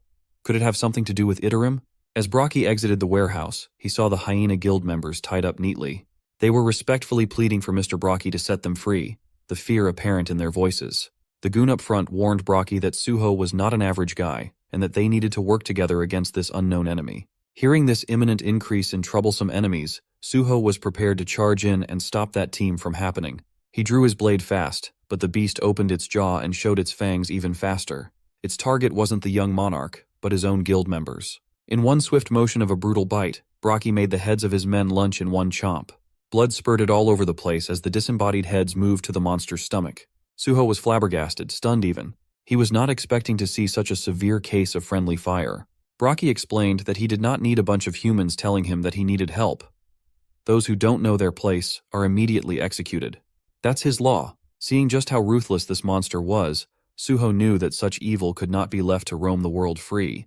Braki must answer his sins under the blade. Unfortunately, Suho's blade and the raw power behind it were not quite enough to pierce through the monstrous hyena's hands. He gritted his teeth and drove the pressure down even harder, but it did not show any signs of budging. He was angry, extremely so. This bastard viewed humans like filth to the point of daring to kill multiple people without batting an eye. Brocky just repeated that the right to live as a weakling is determined by those who hold power. With this reasoning, he could practically do whatever he wanted. He's so deep in his delusion that he would take everything he wanted. With one claw strike, he sent Suho flying to the steel containers once again. This time, the young monarch was prepared to bounce back after just a few moments. Against an enemy as experienced as Brocky, letting his guard down for even just a moment could spell life or death. Thankfully, he was able to dodge the follow-up bite that went on to make a crater on the ground. Brocky was so fast that it almost felt like fighting two enemies at once. 1 minute he was on your right, the next he was already targeting your left. Impressively, Suho was managing the head-to-head battle of pure animalistic instincts quite well. Brocky was not a typical opponent though. Every move he made had the profound weight of destruction. While executing the complex moves of a hungry beast, he looked like he was making a mockery of his prey, with that insulting grimace permanently etched on his face. Then came the claw attack so powerful that it sliced the air and every structure that happened to be on the way. Brocky noticed that his over-the-top attack did not quite land on the target though. He tried to look around and regain clarity, but the young monarch had already enacted his plan to go from the monster's blind spot to the sky. From up above, he utilized his downward force to increase the velocity of the storm slash, pushing it to the limit to wound the troublesome hyena. Sure, he managed to make the beast bleed in multiple places, but the cuts were too shallow, failing to deal significant damage. Brocky laughed, teasing the Fang of Raikon for being such a disappointingly dull relic of the Fang monarch. Carelessly running his mouth without paying attention to the enemy opened Brocky to a painful stab in the back. Suho pretty much turned the tables completely at this point, but he was not finished yet. While lodged deep in the monster's flesh, he ordered the Fang of Raikon to spin and carve a way out of the monster's body. The Fang spun out, still thinking why the loyal Brocky would change so drastically like this. This crazed dog, filled with hate and greed, used to respect and pledge his allegiance to Lord Raikon. What made him transform into something so unsightly is still a mystery. If you directly asked Brocky, he would answer that he used to respect Raikon. But there's a particular group of entities that made his perception change. They're known by their golden sigil. That same golden sigil was etched into Brocky's left eye. With his principles being put into question, the monster's brain must have been plunged into turmoil, leading to an even more aggressive series of attacks. He swiped his claws with full motion, seemingly trying to shut down anyone in his path. Brocky's tone eventually devolved into an even crazier cadence. He claimed that he never respected the king of beasts. He merely had no choice but to yield in front of Raikon's strength. But now that he's awake, he won't go back to the life of a weakling, forced to kneel to higher powers. Demonstrating his resolve, Brocky broke Raikon's fang by force, shattering most of its blade into 1,000 little pieces. Suho made the grave mistake of trying to move towards a fallen comrade while the enemy was still in the vicinity. Brocky made him pay for this blunder. Fighting something as brutal as the hyena, Suho couldn't afford to worry about others. He should just focus on his own survival. The hyena's punch was a one-way ticket to untold agony. The damage made it feel like his bones were getting crushed. Any ordinary guy would have passed out and given in to the pain. But when Suho thought of his dad fighting literal gods by himself, he couldn't help but feel pumped. While Sung Jinwoo was busy with the bigger picture, his son couldn't fall into the hands of an insignificant monster. Suho called the power of shadows to coat his fists, bending the impressive power into the form of a gauntlet. A punch with this glove, he nearly rocked the hyena away by sheer force. Suho knew that this was one of those moments when he had to stand tall. Beru continued watching with the tense fear of the young monarch falling in battle, but it looked like he was keeping up with Brocky's intensity. To the side, Raikon's fang now looked like a sad piece of scrap equipment discarded on the ground. From the broken blade, the power of the Fang monarch started seeping away. Perhaps this was the end of the once illustrious family. The survival of the successor and the future of the Fang. Are they really leaving this all in the hands of Sung Suho? The Fang refused to go down so pathetically. He wanted to fight. He then saw the last descendant of the Fang monarch, a small puppy with horrific wounds, trying to stand up on his own. This was the successor of Lord Raikon. The blood of a monarch was not letting this proud beast go down without a fight. The sword finally realized what needed to be done all along. On the main field, Suho was still slugging it out with the hyena monster. He was at a disadvantage when it came to size, power, and everything else. But having his shadow armament was keeping him in contention. The sword and the descendant watched as a single human fought for their sakes. They couldn't help but feel inspired by Suho's fighting spirit. Rakan's Fang could now remember the last helpful thing he could do in such a poor and dying condition. He could just give his remaining power to the bloodline's successor, healing its past injuries and strengthening its small frame. The heir took in the power of Rakan's will smoothly, growing in size at an unreal pace. Back in the field, Brocky was still darting all around the place. He was equally accurate and unpredictable. Suho, even with his rapidly improving battle sense, could not come up with a better answer than blocking. After being depleted of his energy from the non-stop exchanges, Suho could barely keep his head upright from exhaustion. He felt the frustration of weakness seeping into his bones. With his remaining 21 HP, he would undoubtedly die if Brocky even grazed him with another heavy-duty attack. But the young monarch still managed to stand up, raising his fists to square up. He thought he was stronger than this. Brocky increased the spiritual pressure, praising Suho for being better than a regular human pest. But the time for playing was done, and Brocky wanted blood. Lunging in with his devious grin, his fangs aimed at Suho's head. Still reeling from his injuries that brought his HP to kill range, Suho couldn't possibly evade or block the incoming sharp attack. As he was cursing his luck, another entity literally jumped into the fray. It looked like a wolf wrapped with a golden aura. It had jaws and fangs strong enough to pierce through Brocky's tough fur and skin, stopping the animal's attack. Suho was supposed to go down miserably, but this unknown beast just came in, clutched to save him at the last minute. Brocky lifted his head, the golden sigil in his eye glowing brighter at the sight of the wolf. That bite wound looked nasty. Pools of dark blood flowing out of multiple wounds made it quite painful for the crazy hyena. After inflicting a troublesome injury on Brocky, the golden wolf with a mark on its forehead landed beside Suho. The look of rage in the wolf's eyes when it looks at the hyena is thick and bloody. Suho's system informed him that the successor of the Fang had shown respect for his fighting spirit. As a result, the successor was now formally requesting to be a part of his party. This means that Baby Wolf somehow turned into a full-grown beast while he was fighting against Brocky. The direct descendant of the Fang monarch wanted to form an alliance with him. Brocky was surprised that Rakan's heir was able to absorb mana from Rakan's Fang. Suho was also surprised by the sword's action and his sacrifice. He sacrificed himself to save the heir and give him strength in battle. Rakan's heir was still waiting to see what Suho would decide and whether he would accept him as an ally. But there was no reason for him to worry. Our hero had planned to work together with Fang from the very beginning, so there was no difference. Suho accepted the offer and pressed the yes button. Now he was successfully recruited successor of the Fang as his ally. Suddenly things didn't go according to plan and Suho's mind was flooded with memories. They belonged to the heir of Rakan. It was the first days after they lost the war to the Shadow Monarch. Then he had been left alone with Brocky, who had not yet become crazy. That Brocky believed that in the end, this world was about survival of the fittest, and they as those who defeat will lose much. But for the prosperity of the Fang, Rakan's heir must become stronger. Brocky protected and cared for the little wolf as best he could, until one day when everything changed abruptly. The little wolf was beaten and scared to death. They came, the Ataram messengers. Brocky tried to protect Rakan's heir, but was defeated and forced to kneel. Defeated and humiliated, he asked only one question. Why hadn't they finished him off yet? The main figure among all these figures was the child, and it was because Brocky seemed to be useful to him that he was still alive. This strange child chose him, and the woman brought the glowing stone to his eyes. As soon as the stone touched his eye, Brocky experienced indescribable pain and his scream filled the cave. The little wolf wanted to help him, but there was nothing he could do. Now the hyena Brocky had new masters, and they gave him a new mission. From then on, he had to capture humans alive and bring them to his new masters. The thing that the child planted in Brocky's brain would increase his power and help him accomplish his mission. Though the ultimate effect of this power was up to the user, he was curious to see the result. Rakan's heir wept at the sight of the torment his protector had to endure. But even he realized that Brocky was no longer the same as before. The power given by the child twisted Brocky's desires, and he became a power-hungry, bloodthirsty monster. He remained that way until he met Suho. Coming to his senses after the flashback, our hero realized that he had seen the memories of Fang's heir. He was most interested in the bastards who had planted something in Brocky's eye. Perhaps they are the ones who are connected to Itarim, and are carrying out his dirty plans in this world. Then it appears that Fang's heir is not trying to take revenge on Brocky, but to save his friend who has gone mad. If Brocky's mission is so closely tied to these bastards' plans, then Suho must defeat him right here and now to put an end to it all.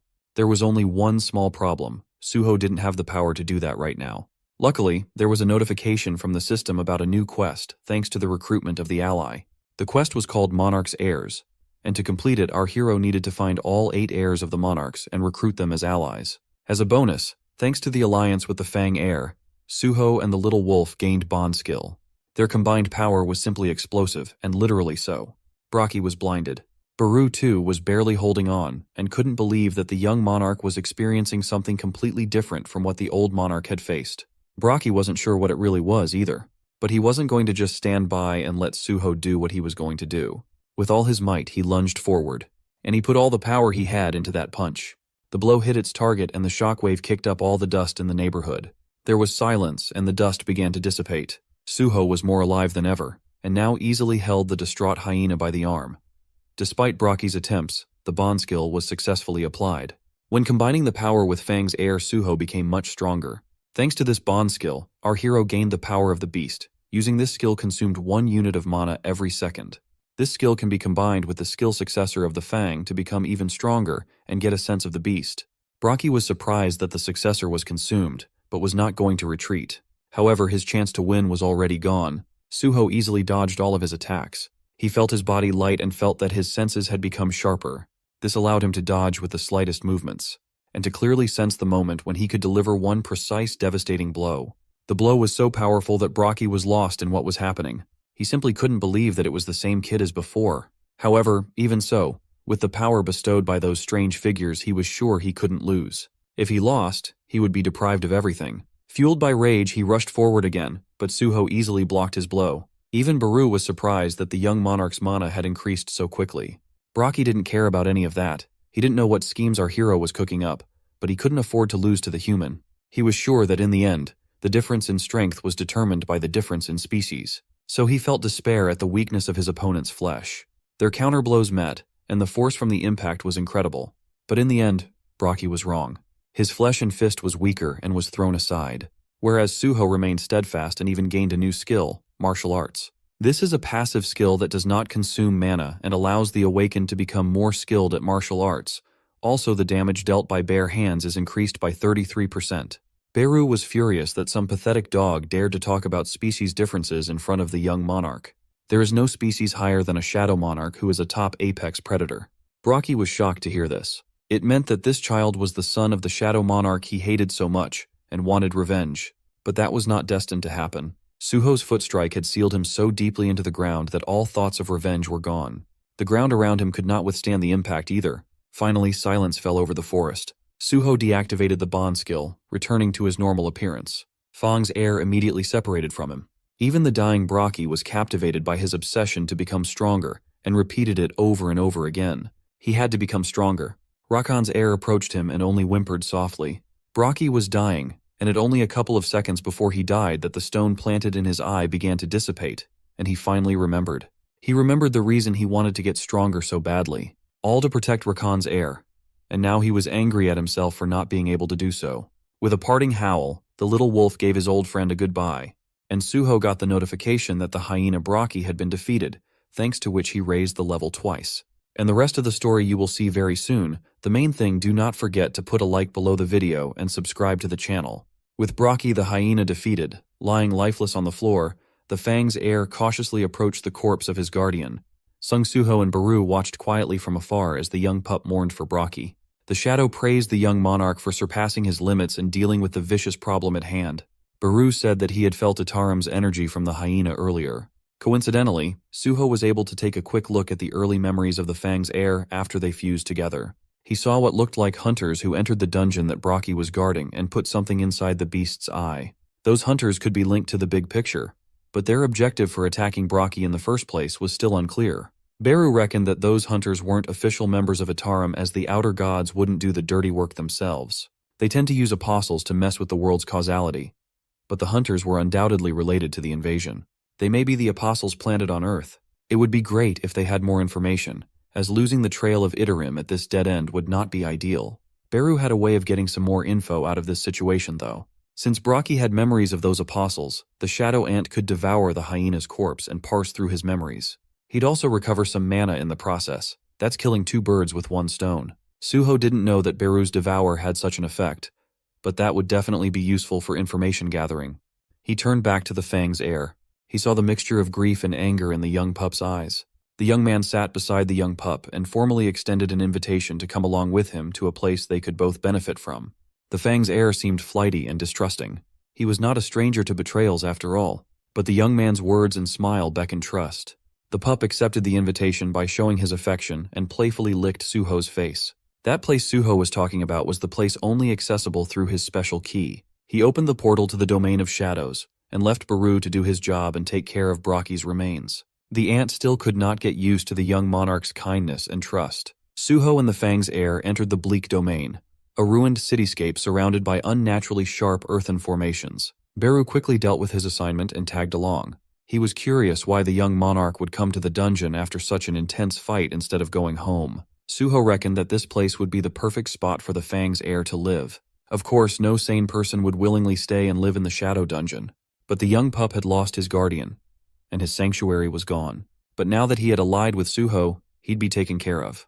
Wagging his tail, the Fang's heir turned to Suho and asked the young man to give him a name. Since his fur was as gray as can be, Suho thought that gray would be a fitting name. Baru could not help but feel like Suho's naming sense was too similar to his dad, Sung Jinwoo. Gray seemed to like his new name. He had fully accepted Suho as a teammate with trust and respect.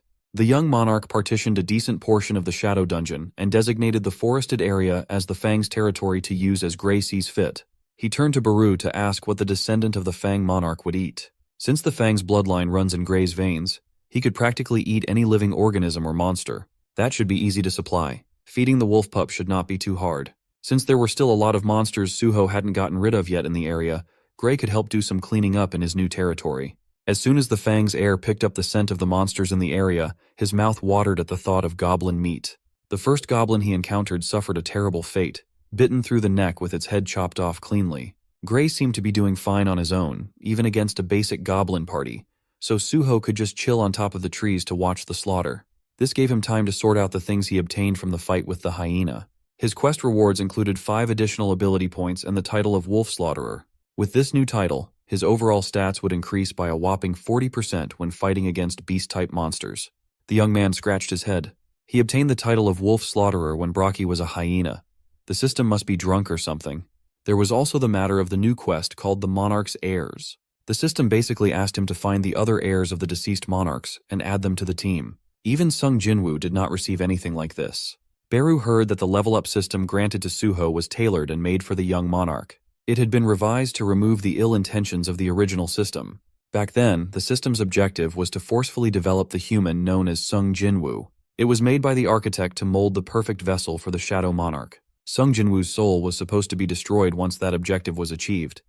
But he was built different, and he managed to go against the system itself. He defied logic and ultimately became the Shadow Monarch himself. Suho's current system doesn't necessarily aim to create a new Shadow Monarch, as there could only be one in this universe. His system was built to adapt to the direction of his personal advancement, acting as a guide. If any new functions or quests appear, then they must have popped up to aid his growth. It would be up to Suho to identify what his system's endgame would look like. Opening the status window, he had finally reached level 16 with some decent stat spread and an arsenal of skills to back it up. After hearing Baru's take on his system, it finally made sense why his class was still indicated as None. Compared to the time when he was chased around by the vicious Mistborns at level 1, his stats and skill selection had already improved by leaps and bounds. However, this was not nearly enough. Looking at his fight against Brocky, if it weren't for Gray and the bond skill that bailed him out, he would have been torn to shreds by the hyena. If the quests given by the system were in line with his goals, then clearing them would undoubtedly lead him to find his parents eventually. Jumping back down to the ground, Suho asked Baru how the analysis of Brocky's memories went. Unfortunately, the ant did not find anything related to the Ataram apostles that brainwashed Brocky. But that does not mean that he did not find any clue. He saw some memories of the humans who created the Hyena Guild for Brocky. Visions of them kidnapping humans for some reason. Baru managed to dig up the name of another guild connected to this sprawling conspiracy. The Grim Reaper Guild. If they could dig into this guild's dealings, they could find out more about Itarim's activities. In the Grim Reaper Guild's skyscraper headquarters, a phone rang, and a man sitting in a massive corner office answered. On the other end of the line was a man named Im-Tegyu, who was out in Southeast Asia helping with a high-profile raid. But Im-Tegyu was more concerned about the news of the Hyena Guild's criminal activities that were directly connected to their guild. Lee Min-sung tried to change the topic, but Tegyu refused to drop the subject. Tegyu found out that Min-sung had been doing some kind of commission with the criminals in the Hyena Guild, a connection that the association would inevitably uncover in the investigation. Min-sung argued that he could just mobilize their army of lawyers and insulate the Grim Reaper Guild from the association's queries. Even so, Taegyu warned the arrogant Minsung not to be overconfident. They might be able to skirt around the law, but the association's chairman is a different story. It would be up to Minsung to clean up the mess before Taegyu comes back to Korea. As soon as the call ended, Lee Minsung erupted in anger at how bossy Taegyu had become. That guy used to be just his driver, but he had since changed after awakening as an S-rank talent. With his superhuman strength and annoyance, Minsung smashed his office desk into smithereens. Even with the information he got from the survivors of the incident, the only info he had regarding the man who defeated Brocky and the Hyena Guild was that it was a young hunter who wore a black mask. Minsung does not have the time to deal with a problem he has no information on. Right now, Grim Reaper Guild's vice CEO, A-rank hunter, Lee Minsung, would rather focus on his business centered around a little sphere of power. They called this a hunter awakening stimulant, a drug named Stardust. If this venture went well, Minsung believed that no one would be able to look down on him anymore. Gray continued to tear through the helpless goblins using his claws and fangs, making a bloody mess of the monsters. As he gained more experience, his fighting style continued to develop beautifully. Beru urged the young pup to grow stronger so he could protect Suho. The ant even assigned Gray his own nickname, Growl. Suho was just glad the young wolf was adapting faster than he thought. Suddenly, the young man was surprised to see a system prompt notifying him that he would get 50% of EXP from Gray's kills. He turned to Beru, wondering if this EXP share feature was also supposed to be included in the original system. The shadow ant wasn't sure either, but it was similar to Sung Jinwoo getting EXP when his shadow soldiers hunted. It was more like an in-game party system. Although it was only 50%, it was basically free automatic level-ups. In that case, Gray should hunt even more monsters to farm more EXP. Hearing that made the young wolf shiver. Suho was suddenly alerted by another status window. After killing a certain number of Shadow Dungeon monsters, a quest requirement had been fulfilled. The daily cleanup quest has arrived. Within the day, he would need to kill 100 goblins, 10 goblin commanders, and 1 goblin centurion. True to its name, this was your run-of-the-mill cleanup quest. When there are quests, there are rewards to be harvested. With the daily tag, it must mean he could repeatedly grind this one out every day. The system is basically pushing Suho to take over the Shadow Dungeon permanently. Killing this many goblins should not be a problem, but the issue was finding 100 goblins in such a massive area. Fortunately, he had just the thing to solve that problem, chilling in his inventory. It was the E-rank horn flute that goblin centurions use to summon subordinates. Luckily, he got this equipment drop back in his first Shadow Dungeon run. Without hesitation, Suho blew on the horn as hard as he could to summon the goblins in the vicinity. It did not take too long for the hordes of green critters to march in the party's direction. Seeing a human, a shadow ant, and a wolf in their homeland, the monsters charged forward with murderous intent. The existence of the horn flute was a massive time saver. They wouldn't have to find goblins. The goblins would flock to them instead. Suho clenched his fist and met the charging goblins head-on.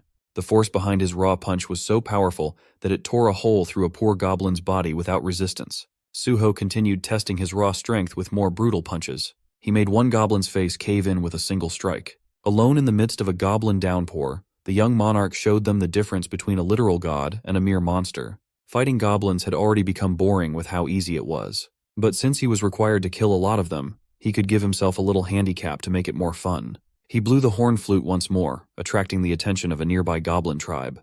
Then he did it again and riled up monsters from far and wide. After some more blowing, a fearsome army of goblins had gathered at their location, eager to attack with their lives on the line. Suho reckoned he would need at least these many enemies to make the fight more interesting. Using the corpses of the first ones he killed with his bare hands, he ordered his shadow army to arise. Gray fought alongside Suho, menacingly tearing through the paper-thin defense of the green bastards. The shadow goblins were also putting in work, mercilessly tearing through enemy lines without fear of death. As for Suho, he looked like a professional MMA fighter beating up a bunch of bloodthirsty kids. It didn't take long for the party to accomplish the daily quest for Shadow Dungeon cleanup. Gray had fought for 3 hours straight, and he was too exhausted from the intensity of trying to keep up with Suho. Surrounded by more than 100 goblin corpses in all directions, the system asked Suho if he would like to check his rewards. He stared at the system prompt for a few seconds, seemingly contemplating something. Suho believed the quest's numbers looked a little strange. The quest had been completed, but killing a surplus of goblins still increased the number past the 100 kills required. He smirked, thinking he had just stumbled upon something extra interesting. If the count continued to increase, then there could be a hidden reward or something. He wanted to use this chance to experiment with the quest counter even more. Gray's exhausted self didn't like the sound of that at all. By the end of the hunt, the party managed to kill 200 goblins, 20 goblin commanders, and 2 goblin centurions, precisely double the initial cap. Double the fatigue for the poor young wolf, too. He was basically a wiped-out ghost at this point. Suho was right to think there was a hidden reward for performing above the system's standard. Upon checking the rewards, he was granted an instant status recovery, 3 ability points, and an option between a random blessed box or a random cursed box. He accepted the first reward, and his body was filled with vitality, recovering to perfect condition as though he had just leveled up. He could also bank this instant recovery to use in a more dire situation, like in the middle of a fight. As for the second reward, it was just a few extra ability points, but he recognized that these points would get harder and harder to come by as he leveled up more, so free daily points were much appreciated. The last reward presented him with 2 intriguing choices. A random blessed box would provide the player with an item he wants, while the random cursed box would provide the player with an item he needs. If Suho got what he wanted, he wouldn't get what he might need, and vice versa. What he wanted was too vague, and he was in need of many different things. So he decided to choose the random cursed box. Inside was an item called Vulcan's Horn. It was a scaly, heavy gauntlet fit for his fighting style. It was made from the horn of the avaricious demon, Vulcan. It would increase physical damage by 30% and could devour demon souls to become stronger.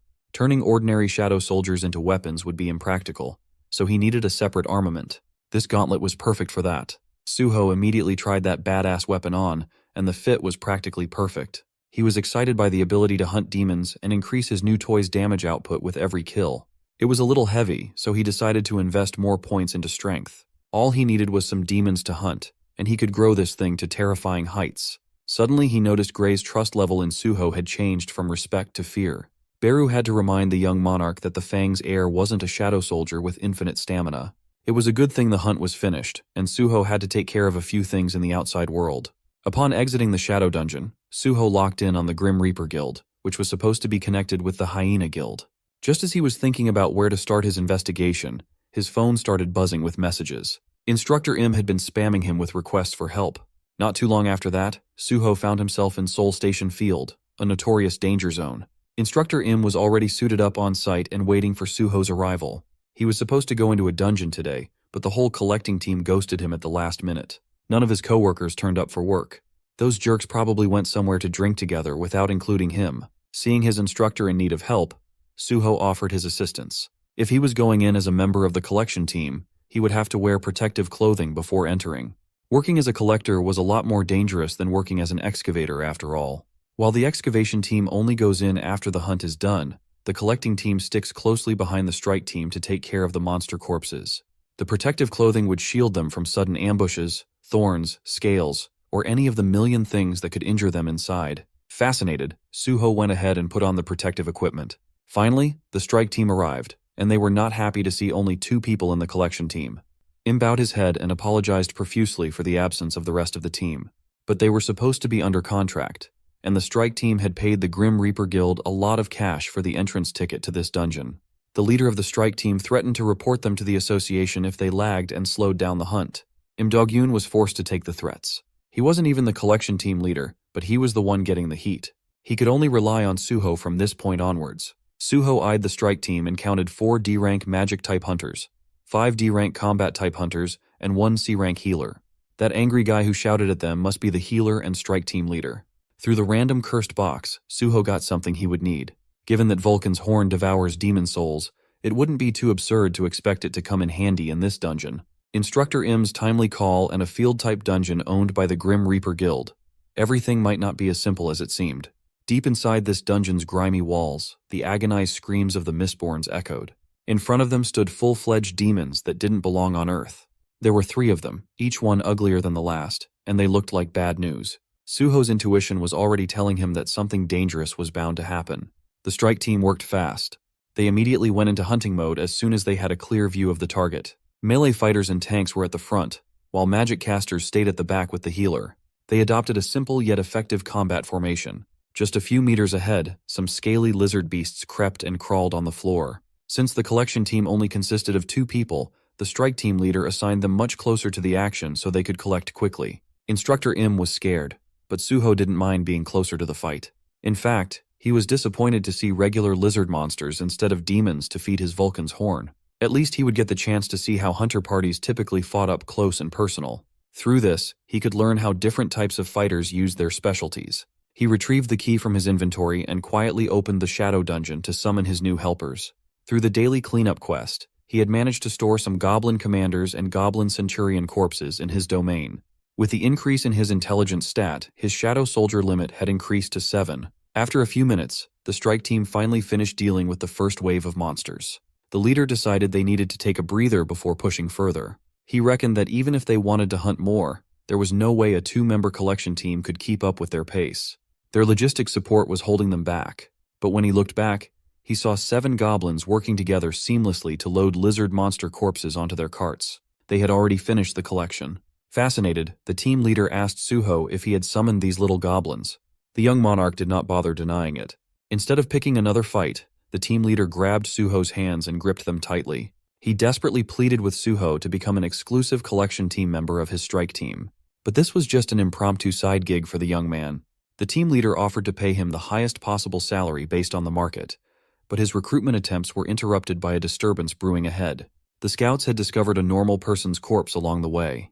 The team leader quickly checked it out, and they arrived at the spot where the abnormal corpse had been spotted. Seeing that the body was wearing everyday accessories, it was highly likely this was just a normal person, not even a hunter. What was odd was the presence of burns around the lifeless body, even though they had never heard of any monster using fire in Seoul Station. But the 2-man collection team was familiar with that fire, those burns, and that ghostly appearance. Suho told the team leader they were likely looking at a Mistborn. As far as every hunter knows now, Mistborns was a new type of monster that burned with an eerie blue flame. Instructor Im corroborated the identification. He had seen some up close after all. Then, the scouts ahead started finding even more dried-up Mistborn corpses.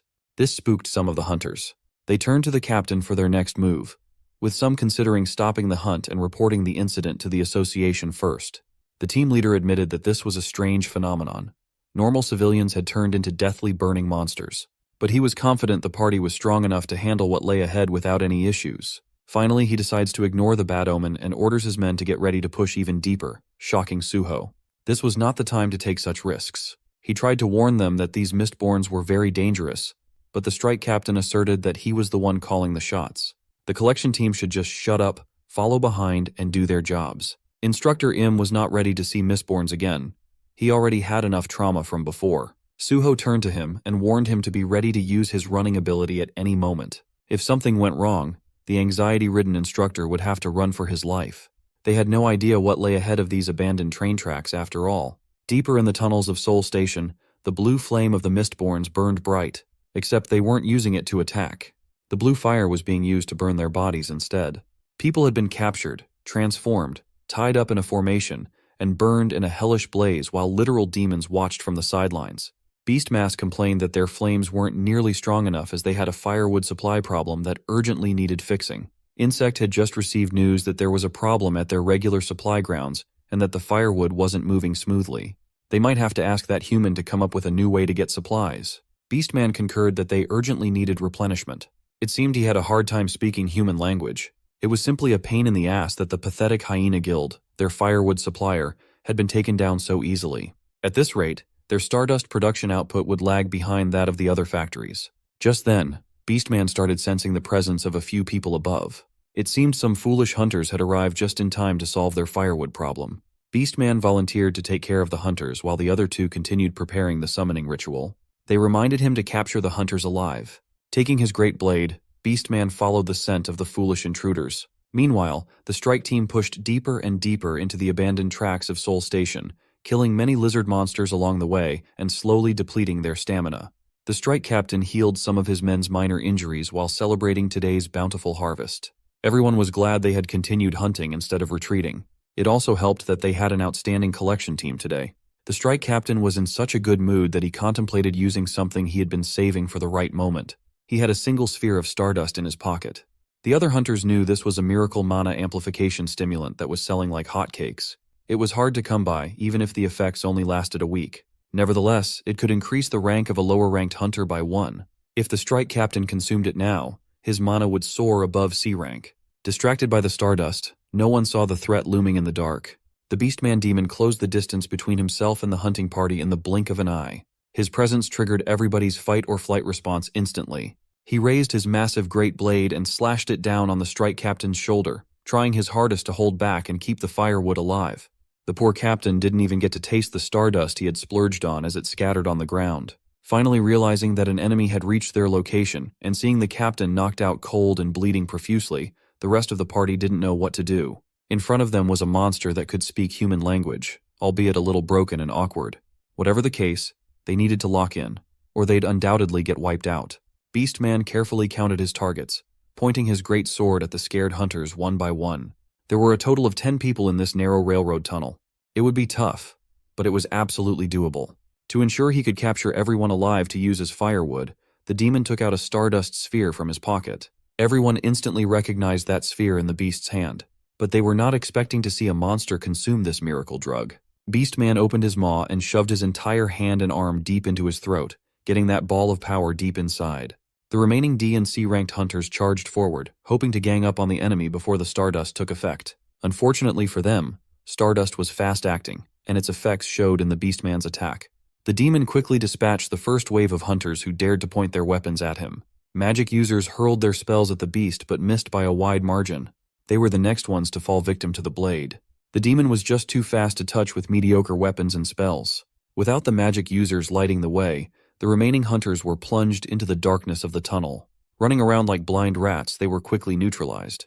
By the end of the fight, Beastman was covered in human blood. He dragged the foolish hunters back to the deepest recesses of Soul Station. The firewood had been secured. The collection team was still working on transporting the lizard beast corpses when Suho received a new quest. He was tasked with rescuing 7 survivors captured by the demons. His reward would depend on the number of people he could rescue. Just as he anticipated, he would have to fight against demons in this god-forsaken dungeon. Beru noticed the shift in Suho's demeanor, and the young monarch gave him a rundown of the quest. Seeing that his rewards would depend on the number of people he could save, things could go south very soon. First, he warned Instructor Im to get the hell out of the dungeon, citing that his gut told him something had happened to the strike team. Suho even sent 2 goblins to escort the instructor back to the entrance. When Instructor Im heard that the young man would be trying to find the strike team, he felt his powerlessness yet again. But he knew he would just be a hindrance if he stayed. So, he would get out and ask the Hunter Association for help as soon as he could. With that taken care of, Suho called Gray out of the Shadow Dungeon. He immediately bonded and fused with the Fang's air and activated his white-haired Super Saiyan form with Vulcan's horn equipped. Time was of the essence. They needed to move swiftly. Pushing his feet off the ground, Suho darted deeper into the dark railroad tunnel. Along the way, he saw signs of struggle and slaughter as fresh blood painted the tracks and walls leading to a doorway. Each hunter was dragged into the room where the demons were doing their thing. Beastman worked fast, faster than his fellow demons expected. The gate would open soon, and more demons would be summoned to Earth. Beastman did all the work to secure firewood, and now he also had to arrange it. Since they had plenty of firewood to feed the fire, they should be able to produce a new batch of stardust without any issues. They were taught to make poison using secret demonic techniques, formulating a stimulant derived from this berserk poison. Stardust was formed. A normal berserk poison would enhance magic power, but would eat at the user's life force. However, they found that using mistborn flames from hell instead of demonic essence curbed the side effects. Beastmask credited this breakthrough to the apostles who taught them this method. In his eye was the same sigil that Brocky had. Even the mistborns, irrational monsters made by corrupting the souls of living beings, were brought to this world by the apostle. Thanks to that, low-ranking demons like this train station-dwelling trio now had the chance to become stronger. Just as they were about to continue synthesizing the miracle drug, the man of the hour finally arrived. The demon trio stood on guard as they felt a swift presence heading in their direction. They watched the sealed door with bated breath, expecting yet another dud of a hunter to come through. Sung Suho kicked the steel gates open with a single powerful kick. Beastman immediately leaped into action with his great sword in hand. The young monarch had finally arrived, and he looked fly as hell. He laid eyes on the grotesque monsters in front of him. There was no doubt about it. These were actual demons. As for the tied-up mistborns in the bizarre contraptions, he reckoned that they were being burned for some form of ritual. Fortunately, the 7 survivors identified by the system were still safe. His thoughts were interrupted by a swinging blade aiming to separate his head from his body. Suho calmly leaned back, and Matrix dodged that great sword like a beast. Beastman was alarmed that this human managed to evade his attack. The young monarch quickly assumed a combat pose and questioned the demons. He clapped back with a punch enhanced by Vulcan's horns, sending Beastman hurling back. That human just pushed their youngest back, even with stardust enhancement. They quickly decided to join the fray. Suho continued raining down punches, not giving Beastman any space to retaliate.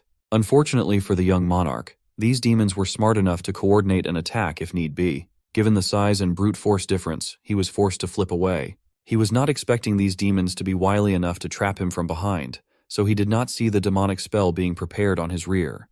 The insect's disgusting clawed hands produced electrifying energy aimed at the intruder. He injected that shocking power right into Suho's body, ripping through every cell of the young man. While he was being electrocuted, Beastman took advantage of the opportunity and charged with his great blade, ready to slice and dice the stunned target. Through the agony of being shocked to his core, the young monarch managed to make his shadow soldiers arise. The goblins that were just collecting monster corpses from earlier were good enough to be used as meat shields in this desperate situation. Seeing the shadow goblins, the demons seemed to recognize the technique. The momentary distraction gave Suho enough of a window to throw the spellcaster off his back and regain control. Insect tried to warn Beastmask, the big boss, of those shadows, but the perceptive demon had already noticed. It was the same power they saw on the day the demons were nearly exterminated. The authority of the Shadow Monarch, but it was utterly weak compared to the power of the real Shadow Monarch. Weak enough for Beastman to tear through the goblin encirclement with ease. Suho stood from afar menacingly, seemingly assessing his next move. The demon trio composed themselves. As long as they were not fighting the real Shadow Monarch, they reckoned there was no need to be scared of a single human. According to Suho's estimation, each individual demon was weaker than Brocky. The problem was their flawless synergy when working together as a team. If he kept reviving his goblins, it would just be a waste of mana.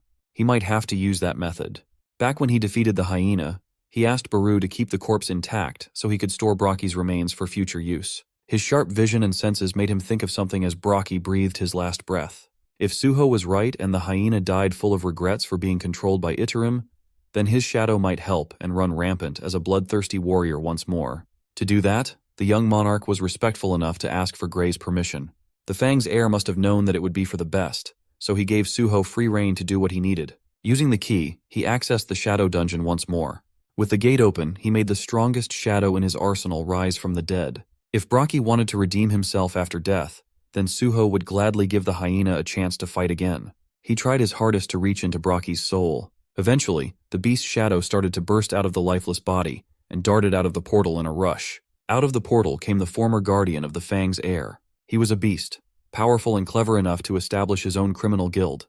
Brocky, the giant hyena shadow, had joined the match. Seeing this hulking shadow beast made the demons recoil a little.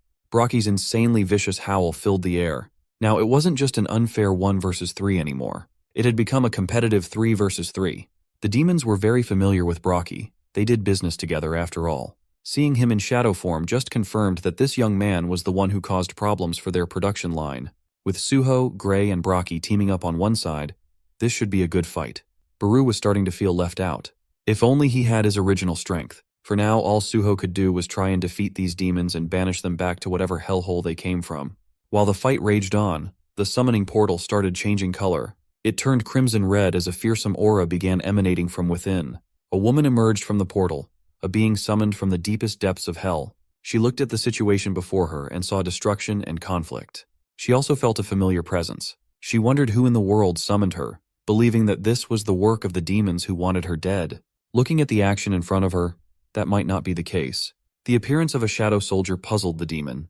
Meanwhile, Suho was too preoccupied exchanging blows with Beastman to pay attention to anything else. Anticipating a wide swing, Suho raised his gauntlet to meet the attack. This time, he managed to latch Vulcan's horn right into the demon's great sword. Pulling the enemy closer, Suho delivered a killer knee strike to the throat. It made the demon groan in agony as he spat out a handful of blood. With this, the momentum should be entirely on Suho's side. He just needs to land the last hit. Thankfully, he did not get greedy as he sensed something dangerous from the corner of his eyes. Suho reacted quickly, jumping away and making space as if a pesky lightning bolt had missed him entirely. It's practically impossible to finish off an enemy with one of the demons providing support using magic on the sidelines. With that interference, all the momentum Suho had built vanished. The combination of these three demons is way too tough to deal with. They fight like a unit, and if it continues, Suho will surely run out of mana because of Gray's possession. Even Brocky is already reaching his limit just from holding one of the demons down. As a shadow soldier, he's weaker than his original self after all. Suho needs to split up the enemies so he can beat them up one by one. But how? At that moment, the summoned demon jumped to the battlefield with her spear in hand. She turned to Suho and angrily asked where the hell was Mr. Sung Jinwoo. The heir of the Shadow Monarch was stunned. A wounded female demon knight just appeared and started asking about his dad. Beru took a second to recognize the demon knight. When he finally did, he asked what she was doing in this world. The demon knight immediately recognized the shadow ant's voice. She jumped onto Beru and squeezed the poor guy out. She asked Beru about Sung Jinwoo and Suho, but that would be too long of a story to discuss in the middle of a demon fight. The demons noticed that their summoned sacrifice seemed to know the enemies. They knew it would be troublesome if she joined the humans. She was just relieved to see Beru alive and well, because that also means Sung Jinwoo's somewhere out there. She can finally rest easy. Beru tasked her with taking care of the demons while they postponed the reunion and story time for later. The enemies shifted their target to the wounded demon first. They only need her blood to make stardust, so they can afford to get rough. Suho was worried that the demon knight might not be fit for the job of fighting other demons with her injuries. But Beru assured him that low-ranking goons were no match for her. She is Ezel after all. When the Shadow Monarch destroyed the demon world, her household, the Lader clan, was the only noble demon household spared. And in human metrics, her abilities are on par with an S-rank hunter. Suho was shocked. This means he can finally see how an S-rank expert fights. The battle started off with a literal bang as an explosion rang from the demon's side. Then came the pained screams of Ezel as she lost grip of her weapon. Beru and Suho were perplexed. They were expecting a show, but not this kind of show. Ezel was launched back to Beru's side as the shadow ant asked her how she became so weak. Now that he's looking at her closely, even the amount of mana in her body has become so much lower than before. That was because about half a year ago, most of the remaining demons in the demon world started a rebellion. House Ladir fought as best as they could but failed to quell the rebellion themselves. Ezel was able to survive thanks to the sacrifice of her clan, but her blood and power were taken while she was on the run. She asked if Beru could lend her some power, but that would just be a waste of mana. Right now, Suho has 2 nerfed allies without their powers. Lucky him. Talking so loudly in front of the demons was a mistake. They heard that Ezel was a weakened survivor of the Ladir household. This is their best chance to become stronger by consuming noble demon blood. Suho and Braki reset their positions for the second round. If Suho could isolate his opponent, he's confident of taking at least one down. Thankfully, Beru might have the answer to that problem. The time has come to show a bit of his strength after recovering some mana. Beru used his skill, Harsh Orders, and aimed his hand at Ezel. A fiery power quickly filled her up. Harsh Orders increased Ezel's stats by 50%, but has put the Curse of Insanity on her as a side effect. This was the perfect way to utilize the useless Ezel effectively. Suho was a little disturbed, but he knew that he must take advantage of the situation and lock in. Braki reunited with the demon he was wrestling with. It was a full-on beast brawl. Under the buff and curse of Harsh Orders, Ezel furiously charged forward without any regard for safety. The demon met her spear with a barrier. Beastman took advantage of her blind spot and attacked from behind. Fortunately, Suho was there to thwart the sneak attack as he locked Beastman's head with his arms. He landed and pivoted his position at the same time and held the demon's head as tightly as he could. Finally, he threw that son of a bitch far enough to be isolated from any kind of assistance. While Beastman is still up in the air, Suho's already making his next move. Suho caught up to his prey with his insane agility. He snuck behind the crazed demon and cut its whole body in half in the blink of an eye. Suho's blade cut through that demon's body like a hot knife through butter. Killing a low-ranked demon leveled him up. With his first demon kill, Vulcan's horn finally devoured its first demon soul, increasing its bonus physical damage output to 31%. Meanwhile, the buffed and cursed Ezel is still trying to break through the spellcaster's barrier. With one of them down, the pressure is on for the demons. Ezel's enraged state continued to burn intensely. But Beru's harsh orders are limited by the target's energy, and Ezel has finally used up her reserves, ending the effects. The spellcasting demon was stunned. 1 second, he was being hounded by a crazy Ezel. The next, it was dead silent. But Ezel played her role perfectly. She bought enough time for Suho to go sicko mode on these bastards. Using raw arm strength and Vulcan's horn, the young monarch tore the demon's head away from its body. Another demon's soul was devoured by his gauntlet. With 2 down, there's only 1 demon left to deal with. Beastmask realized that he was the one with the numbers disadvantage now. He cursed his demon brothers for being useless bastards, but he refused to give in and give up. Braki has been playing some defense, but the demon's next move caught him off guard. Beastmask ignored the Shadow Soldier entirely and targeted the unconscious Ezel instead. He reckoned that he could get stronger by directly consuming the blood of a noble demon. But before Beastmask can get even remotely close to her, Suho stops the beast with a stomp. This simple attack took out one of the demon's legs entirely. Beastmask looked at the young monarch, regretting making an enemy of such a wild card. Suho just smugly looks at the demon while he orders Braki to go crazy as long as the Shadow Soldier leaves enough of the demon's body intact to absorb. Like the good boy that he is, Brocky did as he was ordered and tore the demon up with his sharp fangs. A few minutes later, Essel starts regaining her consciousness. Beru hesitantly asked if she was still alive. Right now, Essel's just curious about Suho's real identity. He's another human who can use shadow soldiers after all. The shadow ant jabbed that Essel's just not loyal enough, so she can't recognize the young monarch. He urged Essel to dig deep into her memory to see who Suho really is. Meanwhile, Suho and Gray separated as the battle against the demons concluded. He reached level 20, gaining access to the system's store feature. Essel finally recalled a memory of Sung Jinwoo holding Suho as an infant. Who would have thought that she would be summoned to the world of the young monarch?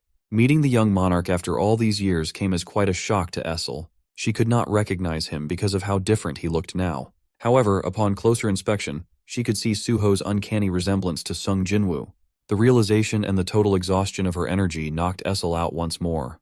Beru examined Essel for any complications, but it seemed like she had just fainted. There was no need to be worried.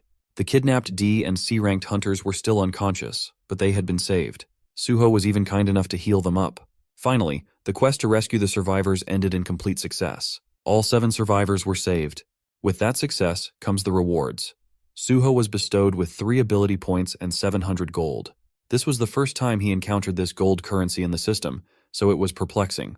He remembered that with his level up came the system store, so he quickly opened the store window. In there, he can use gold to buy all sorts of items. For some reason, completing quests and earning money reminded him of his younger days when his dad would give him pocket money after finishing errands. The sweet memory painted a nostalgic smile on his face. Come to think of it, his dad designed and gave him the system. The Shadow Monarch is basically just giving him pocket money for a job well done. Suho bought some low-grade healing potions from the shop and was surprised to find out that he could not share the consumables with other people. Still, he wanted to try to feed the potion to poor Essel. He poured the red liquid down her mouth, and the healing effect quickly kicked in. Beru does not approve of wasting precious gold on a useless demon, but he knew just how generous the young monarch was. Since they can't leave an unconscious demon behind inside a dungeon, bringing her to the Shadow Dungeon is the next best thing. While Suho opened his personal dungeon, Brocky was left in charge of hauling the demon corpses scattered all over the floor. As for the young monarch himself, he still has something left to do before joining the others at the Shadow Dungeon. He picked up one of the demon's blades and went over to the contraption filled with chained-up people burning in hellfire. They have long since been turned into Mistborns. When Suho first saw Mistborns, he sensed a look of pain in them as they burned. He apologized to them as the only thing he can give them right now is a swift death. Using Storm Slash, he obliterated the stardust-making facility. Outside of the Soul Station dungeon, various hunters have gathered. According to their investigation, thorn lizards and Mistborn corpses littered the dungeon. However, based on the injuries of the dead hunters, it did not look like they were killed by monsters. There's also a partially destroyed underground room filled with sword marks. Instructor Eam did as he promised, and brought back some help, leading to this investigation. The investigator in charge curiously asked Instructor Im about Sung Suho. When asked where Suho is at the moment, Instructor Im started bullshitting. He claimed that after Suho came out of the dungeon with him, the kid went to a safe place to hide. They were just weak E-rank hunters after all. The lead investigator seriously patted him on the shoulder and praised him for doing the right thing and asking for help, just as the Hunter Manual had instructed. With the questioning finally done and the investigation continuing further, Instructor Im finally sighed in relief. Based on the fragmented information from the investigation team, Instructor Im deduced that Suho probably saved the hunters who survived. He's aware that the kid's hiding his rank for an unknown reason, but he's certain that it's not for something nefarious. He'll just respect Suho's privacy and wait until the young man tells him what's going on. In the Shadow Dungeon, the ruined city looked as desolate as ever. The gang used one of the buildings as a temporary spot to gather, while Essel got the rundown of what happened with Sung Jinwoo. Beru valiantly recounted how the Shadow Monarch departed from Earth to stop the invasion of the Outer Gods' armies. Beru was initially tasked to release the young monarch's seal, but Suho did that on his own. Suho interjected and asked Essel if they had ever met before. She smiled and answered that they had been in the tutorial stage that Suho had gone through. For some reason, his memories from back then are still too hazy and vague. Suho tried to rack his brain for any useful tidbit of information and eventually remembered his time with Essel. He recalled that Essel surrendered as soon as she saw him. Beru scolded her for doing a half-assed job when she was supposed to test the young monarch. Now, it's Essel's turn to explain how she became so weak and what really happened in the demon realm. After Sung Jinwoo eradicated the Demon King and the other demon nobles, the Ladir household became the #1 powerhouse in the realm. They've waited for the Shadow Monarch's call. Decades have passed, and the Shadow Monarch's call never came. So, They continued living a peaceful and prosperous life until the problems arose half a year ago. A magic power amplification stimulant known as Stardust was distributed all across the demon realm. That was also the same thing that the demons Suho just killed were yapping about. Stardust doesn't have much effect on high-ranked demons with high latent magic power, but for low-ranked demons, it's a miracle drug that increases magic power without paying any price. With the absence of the Shadow Monarch, they seized the opportunity to rise up. The demons started to band together with one goal in mind, to rebel against the Ladir household. The rebellion quickly devolved into an all-out war of death and destruction. The Ladir household tried their hardest to protect the demon castle that Sung Jinwoo entrusted them, but they were too weak to defend against the rebellion of demons juiced up on Stardust. Essel and her clan ended up losing the war. The rebel demons did not stop there. They even drew blood from their prisoners of war. Eventually, they progressed to drinking the pure blood of demon nobles directly, hungry for more power. Essel's father and the rest of her clan were sacrificed. She herself has lost most of her strength from such evil practices. Until now, she still blames herself for being so pathetic and surviving alone while her entire bloodline gets erased. With the demon realm stolen, she doesn't even know what to tell Sung Jinwoo if they meet. Suho simply and genuinely told Essel that she did great. He often thinks of what his dad would do or say in his position. Essel and her household fought tooth and nail with their lives on the line. Suho is certain that his dad would praise the Ladir household for their sacrifice. Suho himself is also thankful to the Ladir household for staying true to their vow with his dad until the very end. From now on, he will help Essel revive the Ladir household together to the best of his abilities. She was speechless. All she could picture was Sung Jinwoo's reliable frame, casually claiming that he'd help her household become #1 while mispronouncing Ladir. A single tear kissed Essel's cheek as she stared into Suho's eyes. Out of nowhere, the system alerted him that the last survivor of the pure-blood demon nobles, Essel, wished to express her thanks to him. Essel wiped her tears away and smiled for the first time in a while. Suho's system prompted him to decide whether he wished to recruit the descendant of White Flames as his teammate. He was stuck in his seat in shock. Essel is a descendant of one of the monarchs like him and Grey. Maybe the system took the fact that she's the only pure-blood demon noble left into consideration. Suho's answer was an easy yes. And so, the descendant of the White Flames is now his teammate. With their connection, the bond skill has also appeared. The skill is called Demon Blast. Currently, its charge is 0%. Essel freaked out as soon as the status window opened in front of her. Suho didn't know that the descendants shared windows since Grey couldn't talk, but it should make things easier. This is also the first time Essel has heard that she's a descendant of White Flames. The gang got out of the abandoned building and found a more fitting setting for what they were about to do. Suho wanted to test the new bond skill with Essel. She was a little nervous and jumpy, but she wanted to be of use to the young monarch. As soon as Demon Blast was activated, Essel's entire body was engulfed with pale white flames. When she turned into an avatar made entirely of white fire, a concentration of demonic energy coalesced in her hands. Suho instinctively became in tune with the demonic energy, siphoning and manifesting the power in his fists. Before they could proceed with more tests, Essel turned back to her normal appearance and fell to the ground. She grimly apologized for ruining the test. Her energy reserves were depleted after attempting the skill just once. Suho assured her not to worry and just rest. He could feel the demonic power surging through his arms, curious as to just how strong the bond skill really was. Essel was just pleased that there was a skill where she could send her power to the young monarch. Believing that it must be a powerful attack, Suho closed his fist and delivered his most brutal punch on the side of one of the abandoned structures. The punch left an underwhelming amount of destruction, almost as if he just punched normally. Suho and Beru were underwhelmingly amazed at how little the effects were. It's safe to say that Demon Blast is a lot different from Grey's bond skill. The mischievous wolf made sure to gloat that his bond skill was still on top.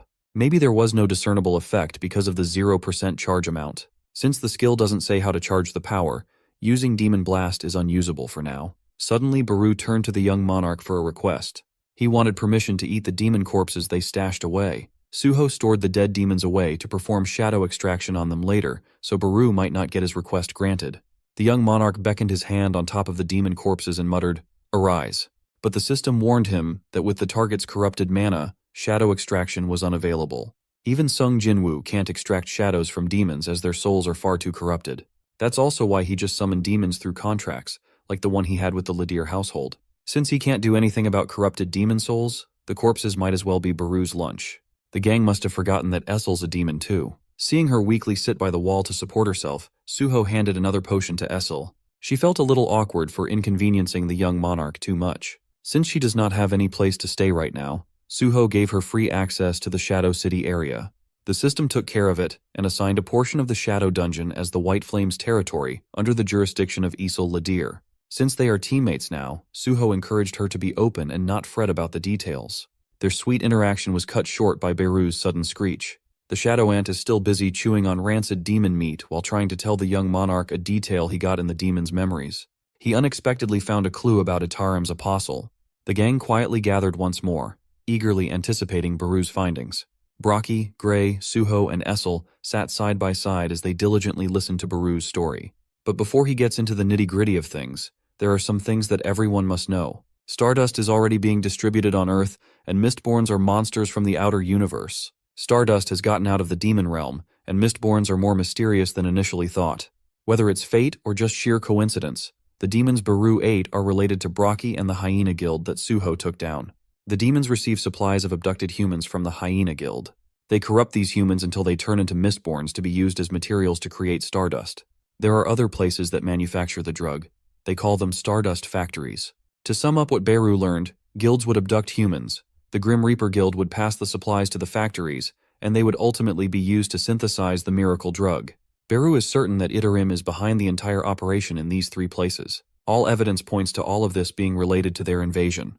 But Beru added that a human created this Stardust manufacturing system. That human must be helping an Itarim's apostle hidden somewhere in the world. That human is none other than the vice CEO of the Grim Reaper Guild, Lee Min-sung. If they look into this guy, they should be able to get to Itarim's hidden apostle. Speaking of Lee Min-sung, an army of press and media representatives eagerly awaited his exit from a grandiose skyscraper. Finally, the man of the hour came out, and camera flashes started going wild. Lee Min-sung finally showed his face in public. A serious expression was plastered on his mug. Interview requests from random reporters came in left and right. All of them wanted to know the same thing. How did the Hunter Association's investigation go? Lee Min-sung curtly answered that the investigators found him innocent of any crime, as expected. But the people found it hard to believe that he did not know about Hyena Guild's criminal practices. Additionally, too many hunters have been dying in the Soul Field, a place managed by the Grim Reaper Guild. The scumbag put on his most devastated expression and started his performance. Lee Min-sung asserted that his guild had only done its best for a world that had plunged into chaos 2 years since the Great Cataclysm. They sponsored the Hyena Guild in hopes of nurturing their hunters to become a stronger helping force in the world. They even opened the Soul Field to hunters outside of the Grim Reaper Guild because he thought it would be a good place for new hunters to gain experience. He doubled down, insisting that their good intentions just happened to produce such horrid results. Lee Min-sung started crying and breaking down, blaming himself for not being careful enough to manage everything. He shivered at the thought of the deaths that resulted from his lack of foresight. With a final apology, the media made way for Min-sung and his security team. His flawless acting performance swayed everyone present to believe that the Grim Reaper Guild is just a victim too.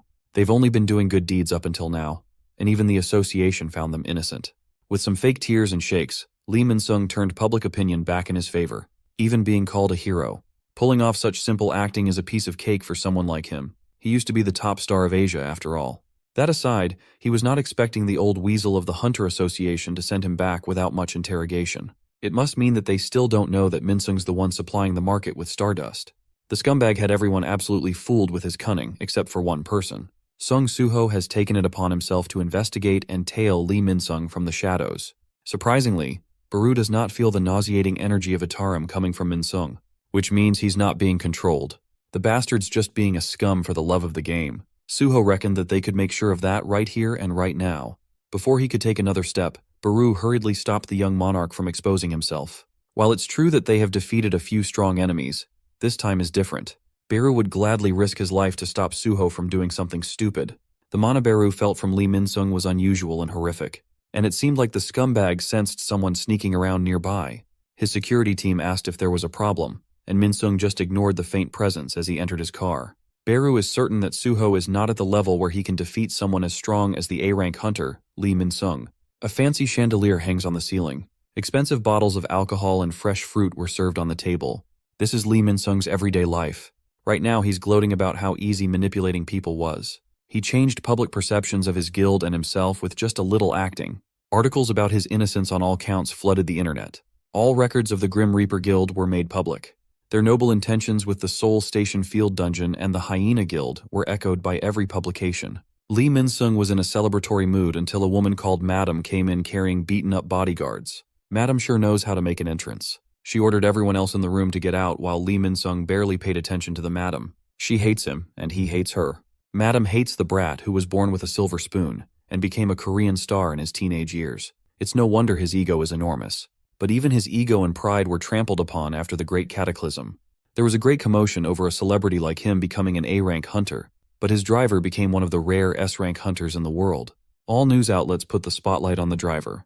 It was the first time that the hierarchy that had always held Lee Min-sung at the top turned upside down. Somehow, that driver ended up joining the Grim Reaper Guild created by Im Taegyu. Feelings aside, the madam came all the way to the club to talk business.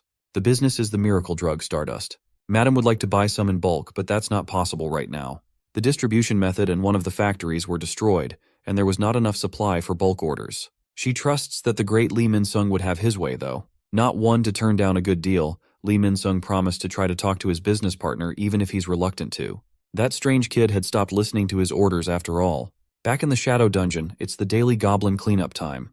Gray has progressed as a fighter in his own right. His fangs are a death sentence to measly goblins. Essel also got the chance to show that she is not useless. Her spear can still mow down low-rank beasts. As for Suho, he's just doing young monarch things. Equipped with Vulcan's horn, he was like a meteor, killing everything along the way. His speed broke the goblins' ankles, and his attacks broke their souls.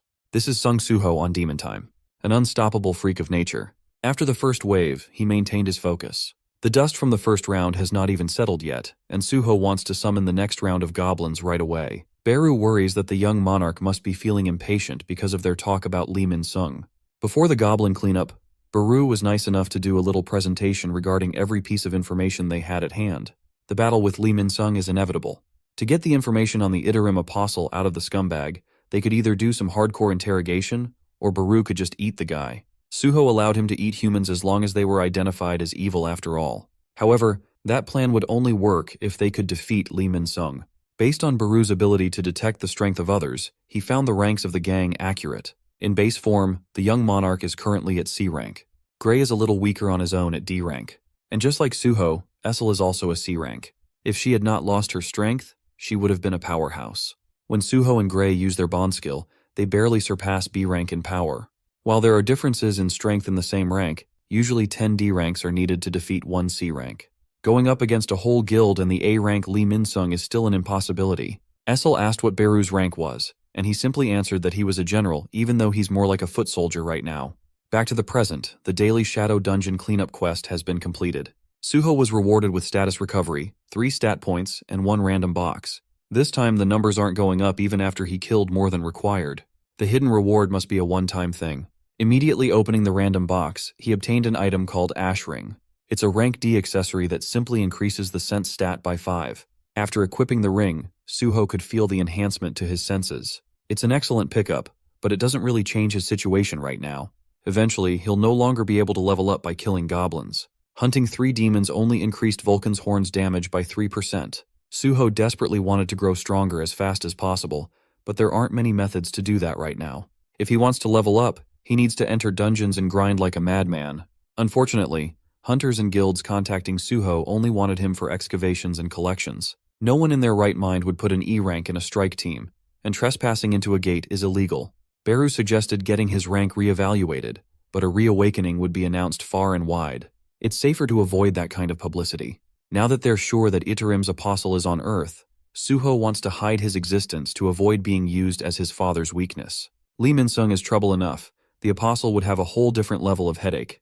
But Beru believes that they should not be that worried about the apostle. If they arrived here faster than Beru, they're probably not very strong due to the influence of dimensional transfer. Outer universe beings must possess the dimension crack to use dimensional transfer. This crack is very narrow, which makes it hard for mana to pass through, as it would create a lot of resistance. Expanding the outer walls is incredibly exhausting.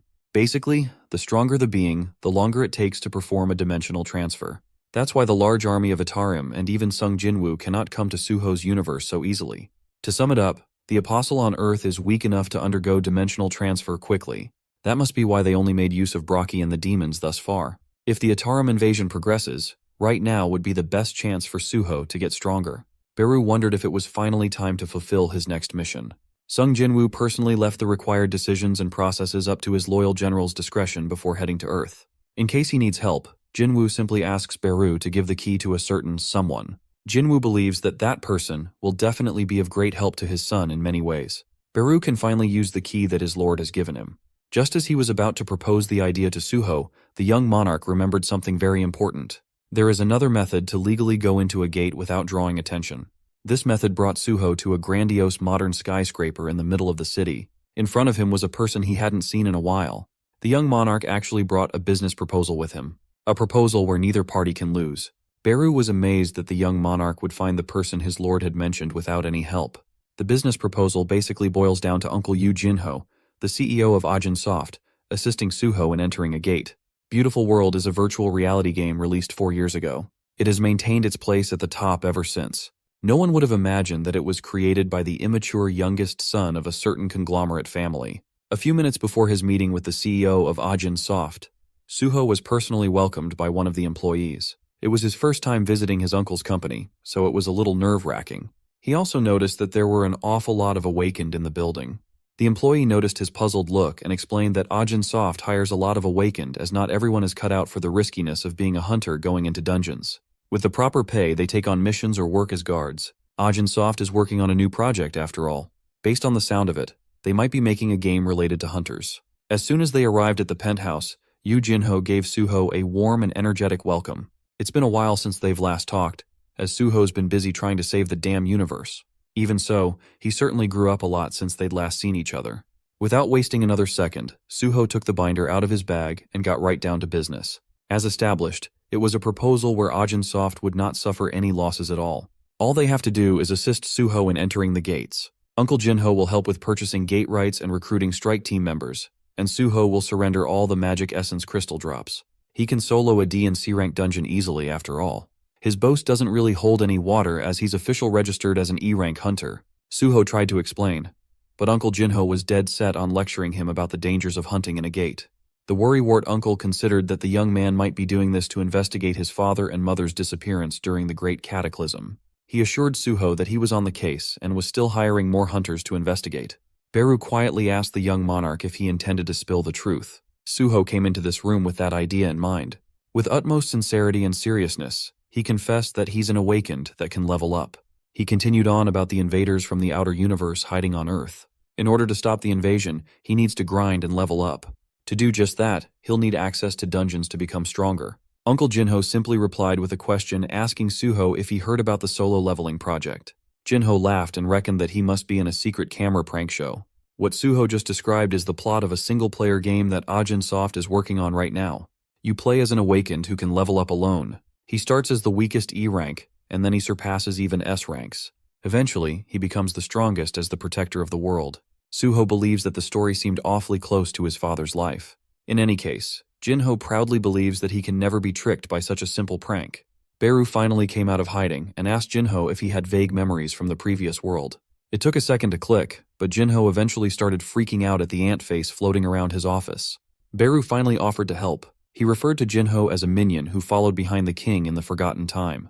Among all humans, Jinho had seen most of the Shadow Monarch's battles. Those powerful moments must be engraved in his soul.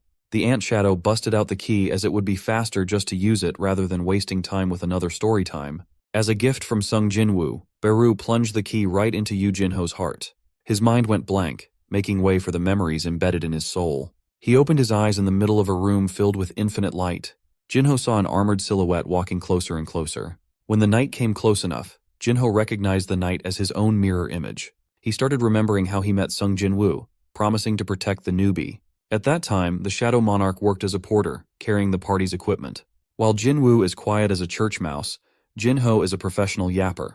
By the end of their first dungeon run together, Jinho valiantly stood beside Sung Jinwoo as a friend and an ally.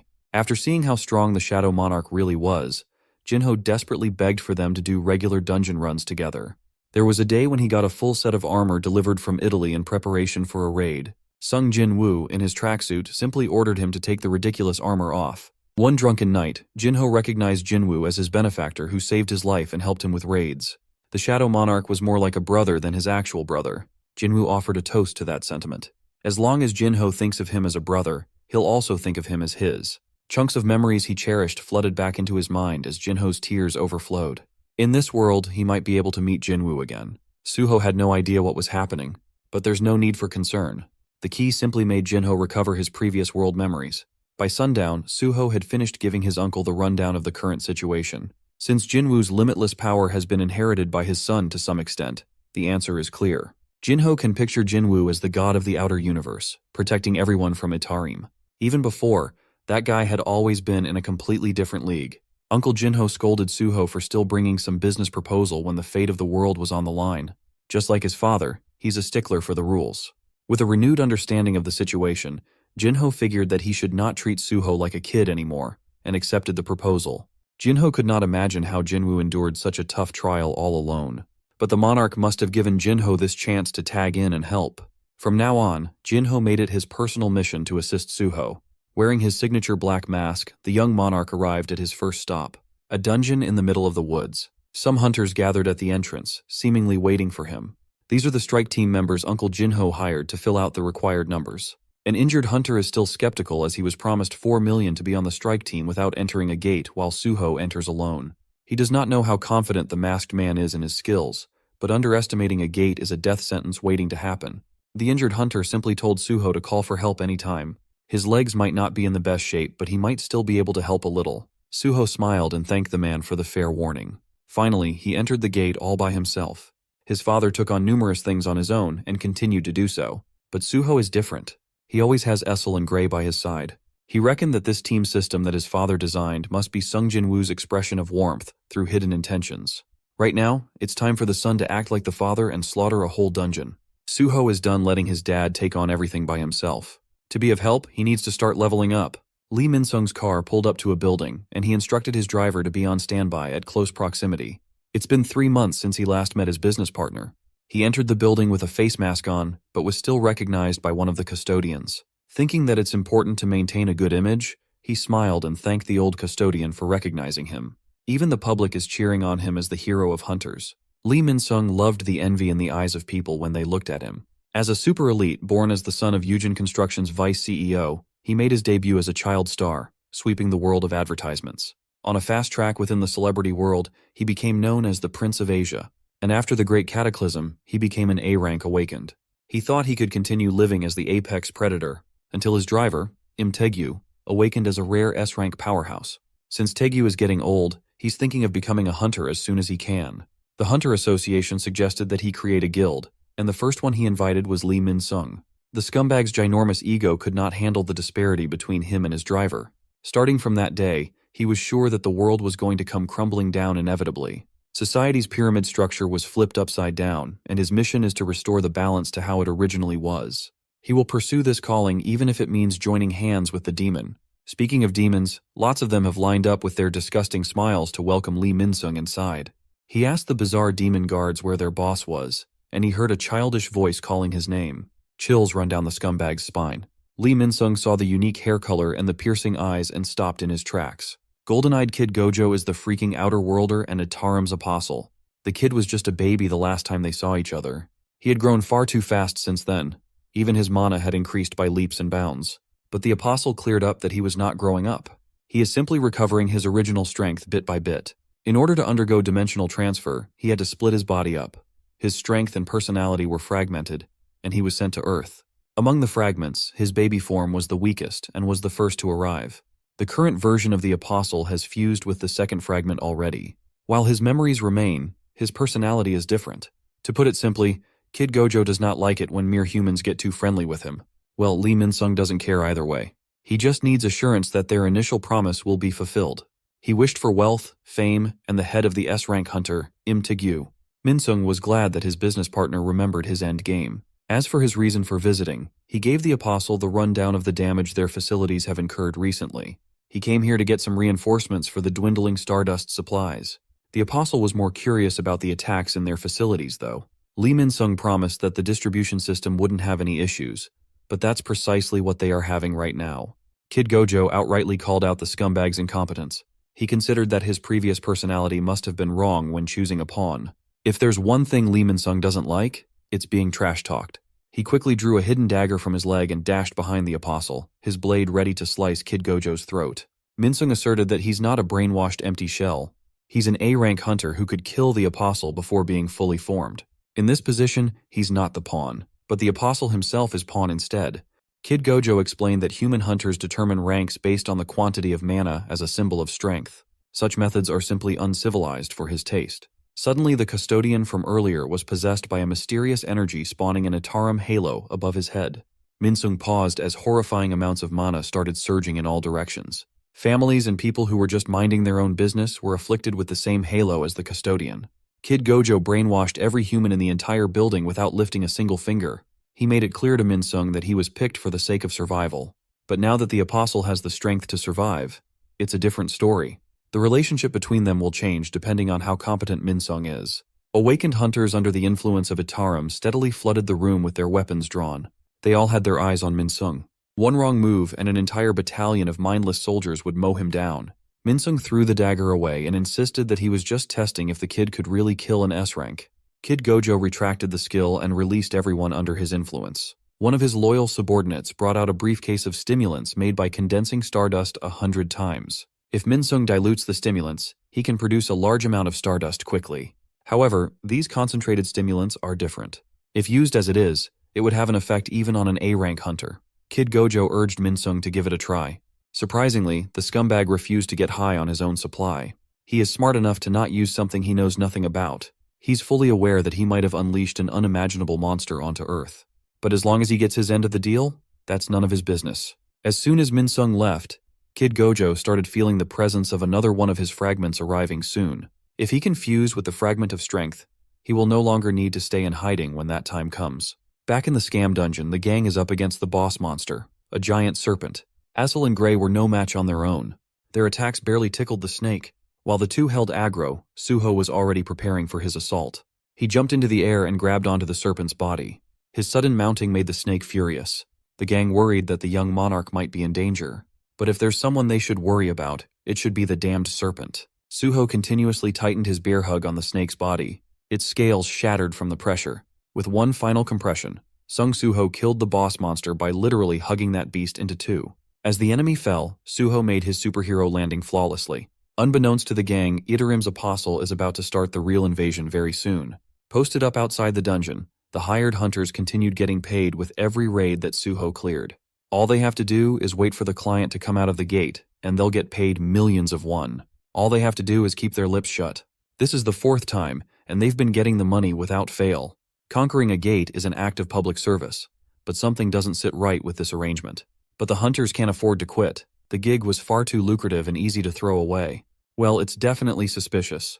The masked man enters by himself, so how is he earning anything without an excavation or collection team?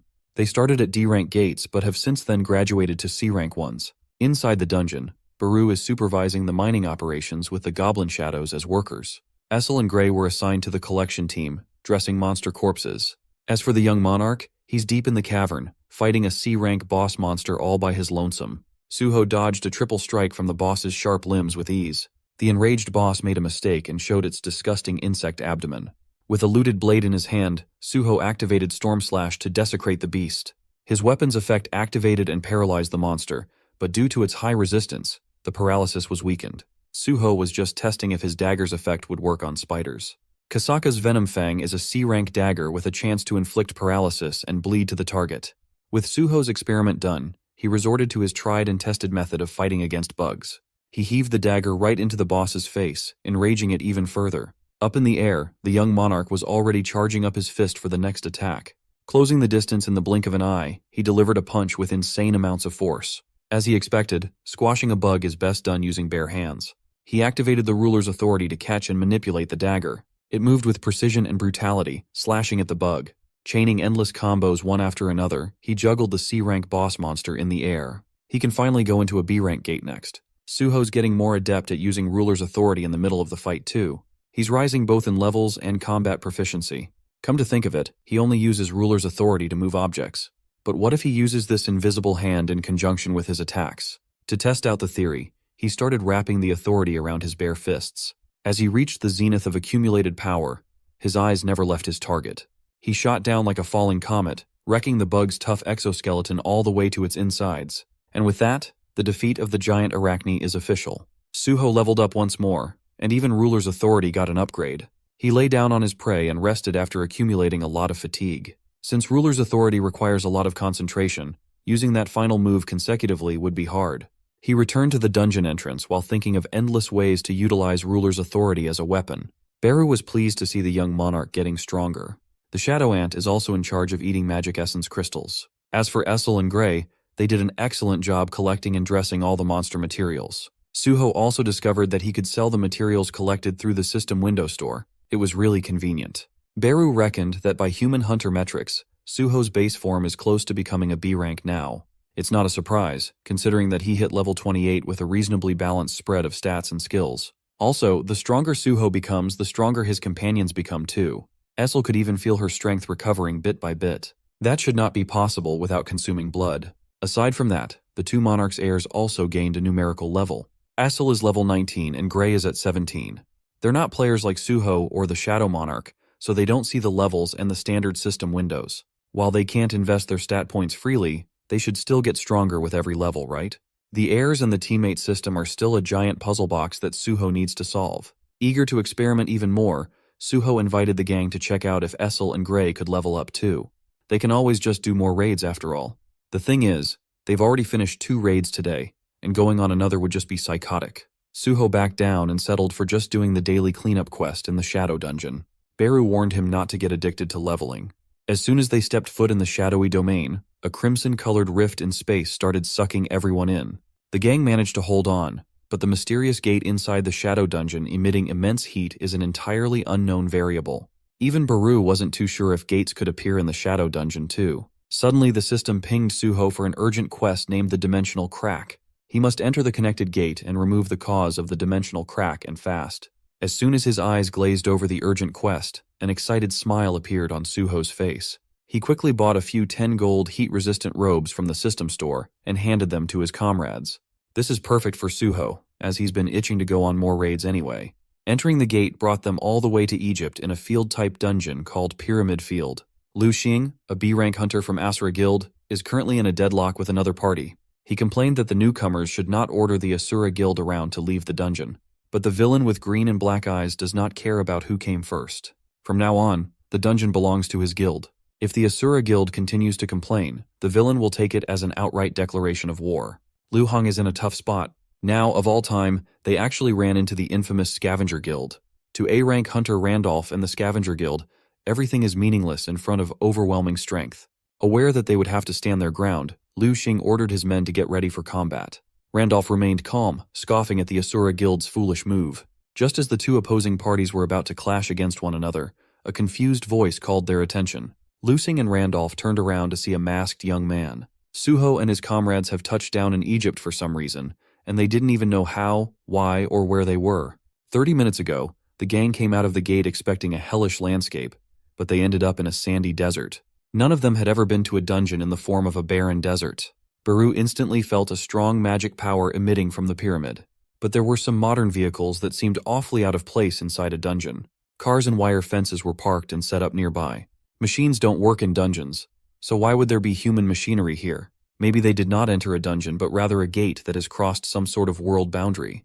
As long as the previous gate remains in the Shadow Dungeon, there shouldn't be any issues, so Suho decided to investigate. He re-entered the Shadow Dungeon to check really quick. When he came back out a few seconds later, he grimly informed everyone that the gate had vanished. Not only that, but the C-rank dungeon they entered also started disappearing. This means the boss monster has been killed, but the hunters worry that the masked man hasn't come out yet. Not knowing what to do next, they hurriedly got in touch with the emergency contact. Back to the present, Suho and the gang have found themselves in the middle of a guild quarrel. They entered the pyramid and were just glad to find people inside. The vehicles parked outside probably belong to these guys. They're talking in English, so they might not be locals. Thankfully, Suho learned English for his university admission. So, he asked the stranger where they were. Lu Xing clicked his tongue at the sight of another hunter. After the Scavenger Guild, even Asian guilds are dipping in for the rights of the Pyramid Dungeon. Randolph dismissively looked at the young man, viewing him as nothing but another bug gathering in his territory. He recalled talking about an old woman's prophecy to an executive of the Scavenger Guild. The divination stated that a being born of death who broke the seal, the one who possesses the power to raise the dead, will appear in the grave. Right after the prophecy was given, the Pyramid Field-type dungeon appeared in Egypt. With pyramids being the most famous graves, the prophecy fits to the T. The executive ordered Randolph to secure the dungeon rights to raid it himself. If other guilds try to interfere, the way of the Scavenger Guild shall take over. Randolph gave Suho a last warning to leave while he was still being generous.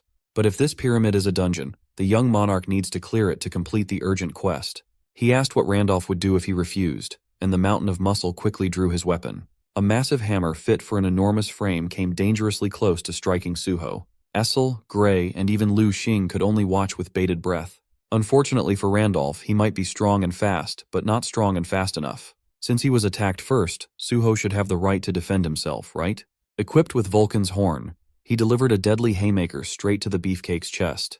Suho can't even tell how much damage he dealt after the increase in his strength. He even worried that he might accidentally kill the guy. But it looks like he is worrying about the wrong things. His attack only served to enrage Randolph as the brute retaliated with a punch of his own.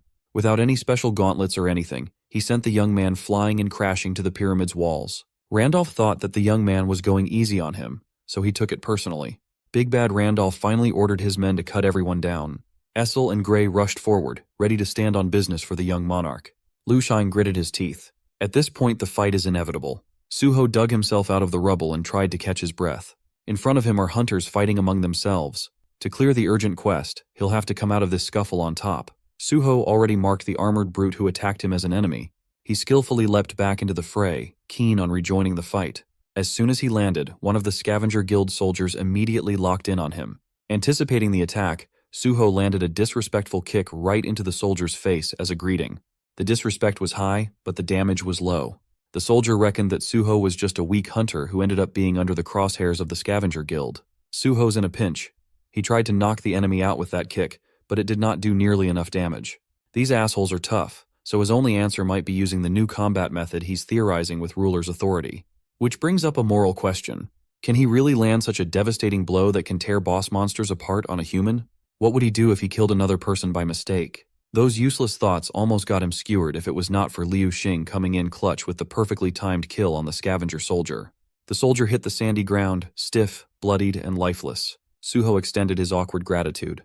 Lu Xing had seen his skills in the brief exchange against Randolph. He instantly knew that the kid was the real deal. But that hesitation Suho had a moment ago telegraphed that he's reluctant or even afraid of killing another person. Lu Xing advised that monsters aren't the only danger hunters face. If push comes to shove, Suho needs to have the resolve to protect himself against nefarious people like unofficial hunters. The young monarch thought that fighting with his life on the line would be enough. But that might not be the case. Up until now, he had never encountered a situation where he needed to kill a person. Against the Hyena Guild, he easily dominated those noobs with the overwhelming difference in strength. But Suho won't always be in a situation where he has the upper hand. Situations where not killing could result in death. Or worse, not being able to protect what you want. In the chaotic world of post-cataclysm, situations like this will continue to occur. The young monarch had been so tunnel-visioned on leveling up that he forgot that he had to throw away the feelings and values he had from before the world turned to shit. Only then will he be able to fight Li Min-sung. Lu Xing introduced himself and his guild to the young man. Since they're in a bit of trouble because of the tyrannical scavenger guild, Lu Xing proposes an alliance. Poor Lu Xing relaxed for 1 second and almost died from a sneak attack if it wasn't for Suho's quick reaction time. Equipped with Vulcan's horn, Suho planted his fist deep into another scavenger soldier's skull. He made sure to utilize the ruler's authority to bolster his destructive power. With renewed clarity, Sung Suho vowed to never hesitate in a life-and-death battle anymore. The first victim of his new outlook had his face broken and battered beyond recognition. Randolph took note of Suho beating a B-rank tanker half-dead with just one hit. He smiled in amusement as he looked at the young man once more. Suho properly introduced himself to Liu Xing and accepted the proposal for an alliance with the Asura Guild.